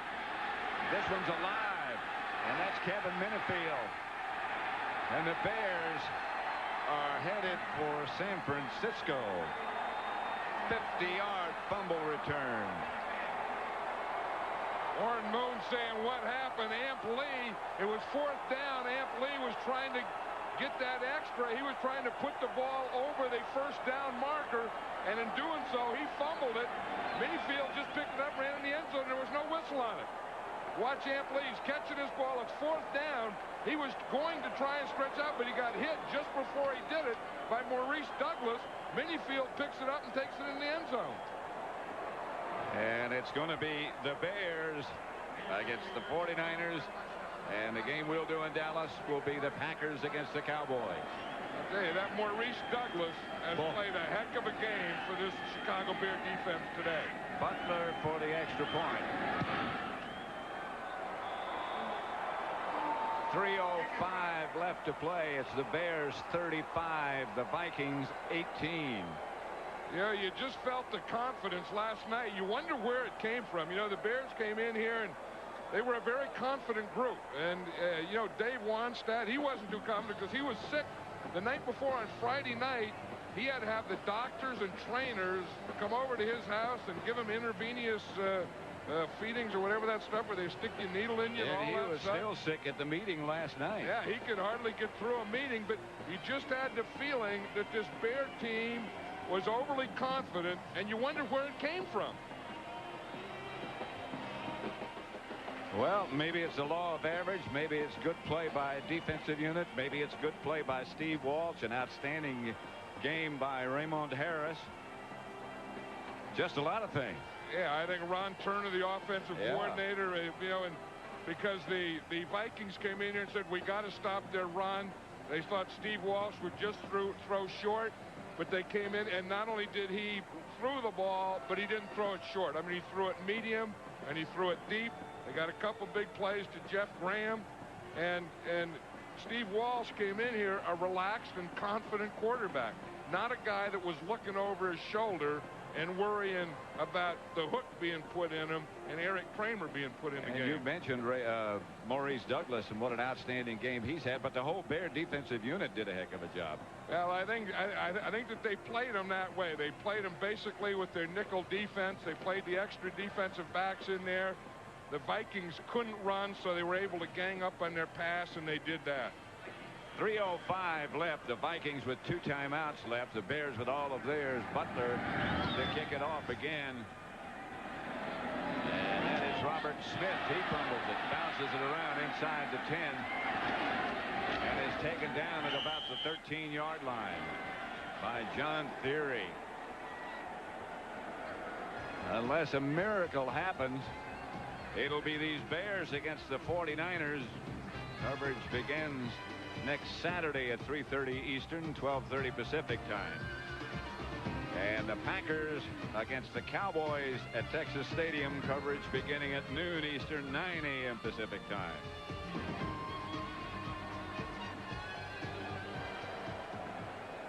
Sean Salisbury takes over at quarterback. The NASDAQ stock market post-game report with JB, Terry, Howie, Jimmy. Wild card analysis from our group.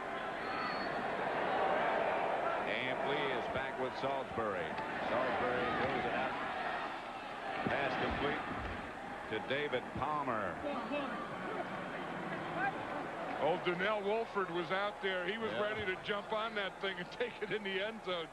One thing I like about this Bear team, I mean, they're a gambling team. They came in there, and in fact, when I was talking yesterday to Danny Abramowitz, he told the guys, he said, he went in a meeting and said, hey, look, relax. He says, we have nothing to lose. He said, no one expects, we're the last seed. No one expects us to win. They didn't expect us to be here. So he said, just relax, go have fun. 4 teams out of the NFC Central, and I think everybody just about agreed that the Bears were perhaps the weakest team of the group. As you said, they were the 4th seed. Yeah, and if they're going to say that, then what the heck? You may as well don't worry about it. I don't think Walsh is doing what I just thought I saw him thinking to do. He wouldn't throw it on a sick coach, would he? The Gatorade bucket? No, they gotta know he's sick. I mean, he was taking pills last night and intravenous the night before, and doctors and trainers over at his house. Not only pills, they were bad-looking pills. I know it. He just left a half a piece of fruit and a pill on a plate. And I thought, man, that's what coaching's down to. Yeah, Lee juggled and got the first down. Stopped by Barry Minter. At the end of this game, John and I'll select a Miller Lite player of the game. And that's going to be difficult. I'll tell you, if this guy here is pointing to this, and if he takes this and dumps it on that, he'll be the player of the game. But I don't think he's going to do any more than point. If he doesn't, he's going to be the most humane player of the game. Yeah, but I mean, you have to have. Yeah, I heard Bill Parcells saying that before the ball was today. Snapped. False start. Number 73 on the offense. 5 yards, still first down. Yeah, your quarterback has to be a little feisty. So I think that Steve Walsh could prove his feistiness. But the coach is sick. But the coach is sick. Yeah, I don't care. But then you're more feisty. Then it's good. I mean, you know, dumping a bucket on a coach is one thing. Dumping a bucket on a sick coach, you can get a lot of points for that. Not with the coach's family, I don't think. Oh, yeah, they don't care. They're happy to win. Believe me. I'm doing my best to protect the coach. Now, winning's a great deodorant. They'll all be happy. When you're sick, you don't need deodorant. I don't think Steve Walsh, I think it's out of his mind. He's looking for his mother and father. 2nd and 15. The Bears up 35-18. 2 minutes and 11 seconds left to play as Salisbury pass is incomplete. Intended for David Palmer. Yeah, the tough thing about this is 12 teams get into playoffs. Yep. And you look at the Vikings and you just see them and you know the finality of it. 12 teams get into playoffs, and 11 of those 12 teams are going to lose the last game they play. And that's exactly what Warren Moon was talking about. You know, this is going to be the last time until training camp, when everybody starts even again, that I take off this uniform. Yeah, and you start thinking about it before you put it on as you walk in there. Is this going to be the last time, or am I going to play next week? And the amazing thing, these guys have to take a pay cut to play in these games. I mean, the wild card teams get paid $7,500 per game. Now, if you won the division, they get $12,000 per player. And with the salaries they're getting paid today, on one hand, the money's going down and the intensity's going up. So, and this isn't big dough anymore. I mean, you know, you say, oh, well, don't say it's not big dough, but compared to what they get, $7,500 per player. Now, the Vikings, because they won their division, they get $1,200. Now, next week, in the divisional game, all the players get $12,000 apiece. You just think about that. Even if you make the minimum salary, you still take a pay cut for this game. Yeah. And so that's why, you know, you can say players are just in it for the money or the business or whatever. And I think that this proves that it's not. I think the money goes down and the intensity goes up. And the intensity is about putting on that big ring at the end. Being a champion. Salisbury. That's got to be pass interference. No. Whoa. It was either pass interference or great timing. Donnell Wolford got that right arm over there and just knocked that ball out of there. Watch your right arm come. I don't know. I don't know either. Yeah, the Bears defensive backs as a unit haven't been called very much for pass interference.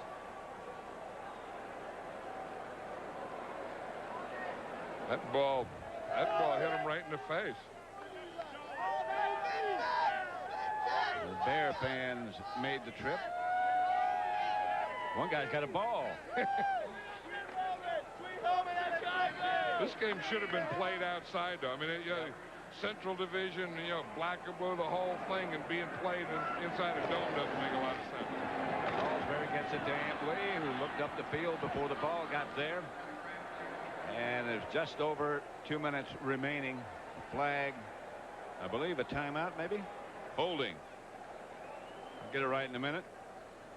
You know, a lot of confusion. Yeah, we talk about the players that are going to be playing their last game, and the Vikings have a coach, Tyrone Willingham, that'll be coaching his last game because he was named the head coach at Stanford University. And Tyrone Willingham is a running back coach here. They're right there, and he didn't intend to go to Stanford this next week, but he can go and start recruiting tomorrow. The NCAA has a rule that you can't recruit while you're still working.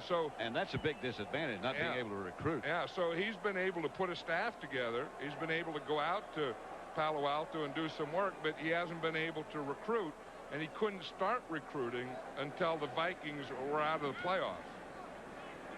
Red Cashin trotting over to Dave Wannstedt now. And whatever it is he told him, it satisfies both of them. You know, Dave Wannstedt looks pretty healthy today, though. I mean, I think you can throw the bucket on him. That penalty is declined. It's 4th down.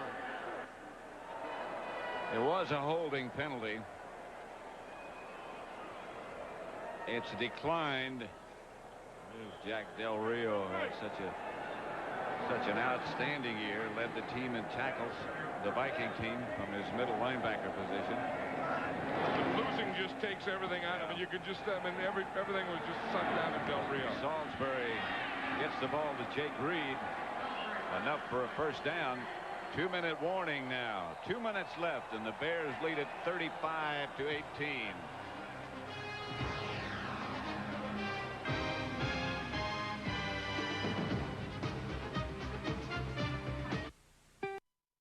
The Bears 35, Minnesota 18, a minute 54 on the scoreboard clock. The Miller Lite player of the game is Steve Walsh. Deservedly so. He's still trying to find his mother and father. Well, I think with that smile, he's already found them. The heck's that signal mean? What's that? Huh? Yeah, there they are. Yeah. There's mom and dad right there. Right there. A victory cigar, maybe. Yeah, no, he was walking around and telling, yeah, my son the quarterback. Salisbury's pass intended for Ant Lee. Put in Kirby Puckett. The ball is the wrong shape. Well, it's a little too late. I mean, you know, Kirby Puckett could come in and hit a bases-loaded home run here, and that still wouldn't do the Vikings much good. They still have to go for 2. They'd have to go and a few more home runs. Yeah. Kirby looks like he could be a Viking now. Yeah, he does.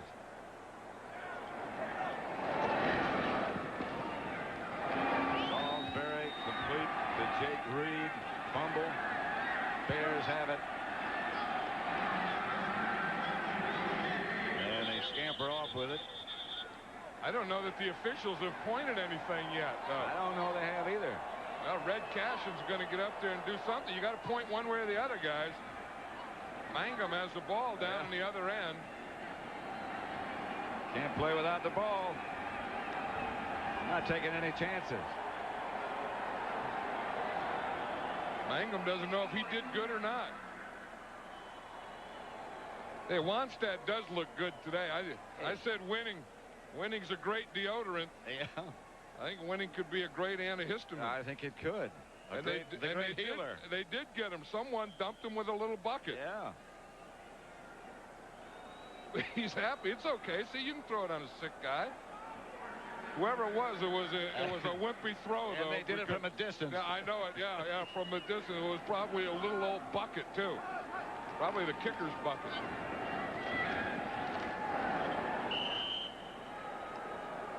Clock continues to run, a minute and a half. Raymond Harris, the ball carrier. Yeah, there's a little dampness on the back of the Well, they jacket. got, and they got the back of his hair, too. And the jacket, but they didn't get anything down the front. So he's trying to figure there's probably some ice cubes down the back of his shirt. But you know, I think he was around Jimmy Johnson so long that it didn't mess up his hair. I know. Well, they just hit the back of his hair. Yeah. You know, Denny Green, you look at Denny Green, you could just feel the finality of it. You know, that you wake up tomorrow morning, you don't have to go to work, and you want to go to work. You come in for the postseason physical, clean out the locker, and say goodbye till next July. When the day started, that wasn't what you wanted. There's a happy group of overachievers that have been well coached and have done everything they had to win. The thing about it is they don't believe they're overachievers. Well, maybe there's a guy right there, Donnell Wolford, that probably should have been in the Pro Bowl. Yeah. First road win in the months of December and January since 1987. 17 games. But more important than that, they won, and they're going on, and they're still in the playoffs. And Steve Walsh is going to take that ball with him. The final score here at the Metrodome is Chicago 35, Minnesota 18. Coming up, it's the NASDAQ stock market postgame report. JB, Terry, Howie, and Jimmy, you look at today's NFC and AFC wild card playoff games. That's all coming up next on the NASDAQ stock market postgame report.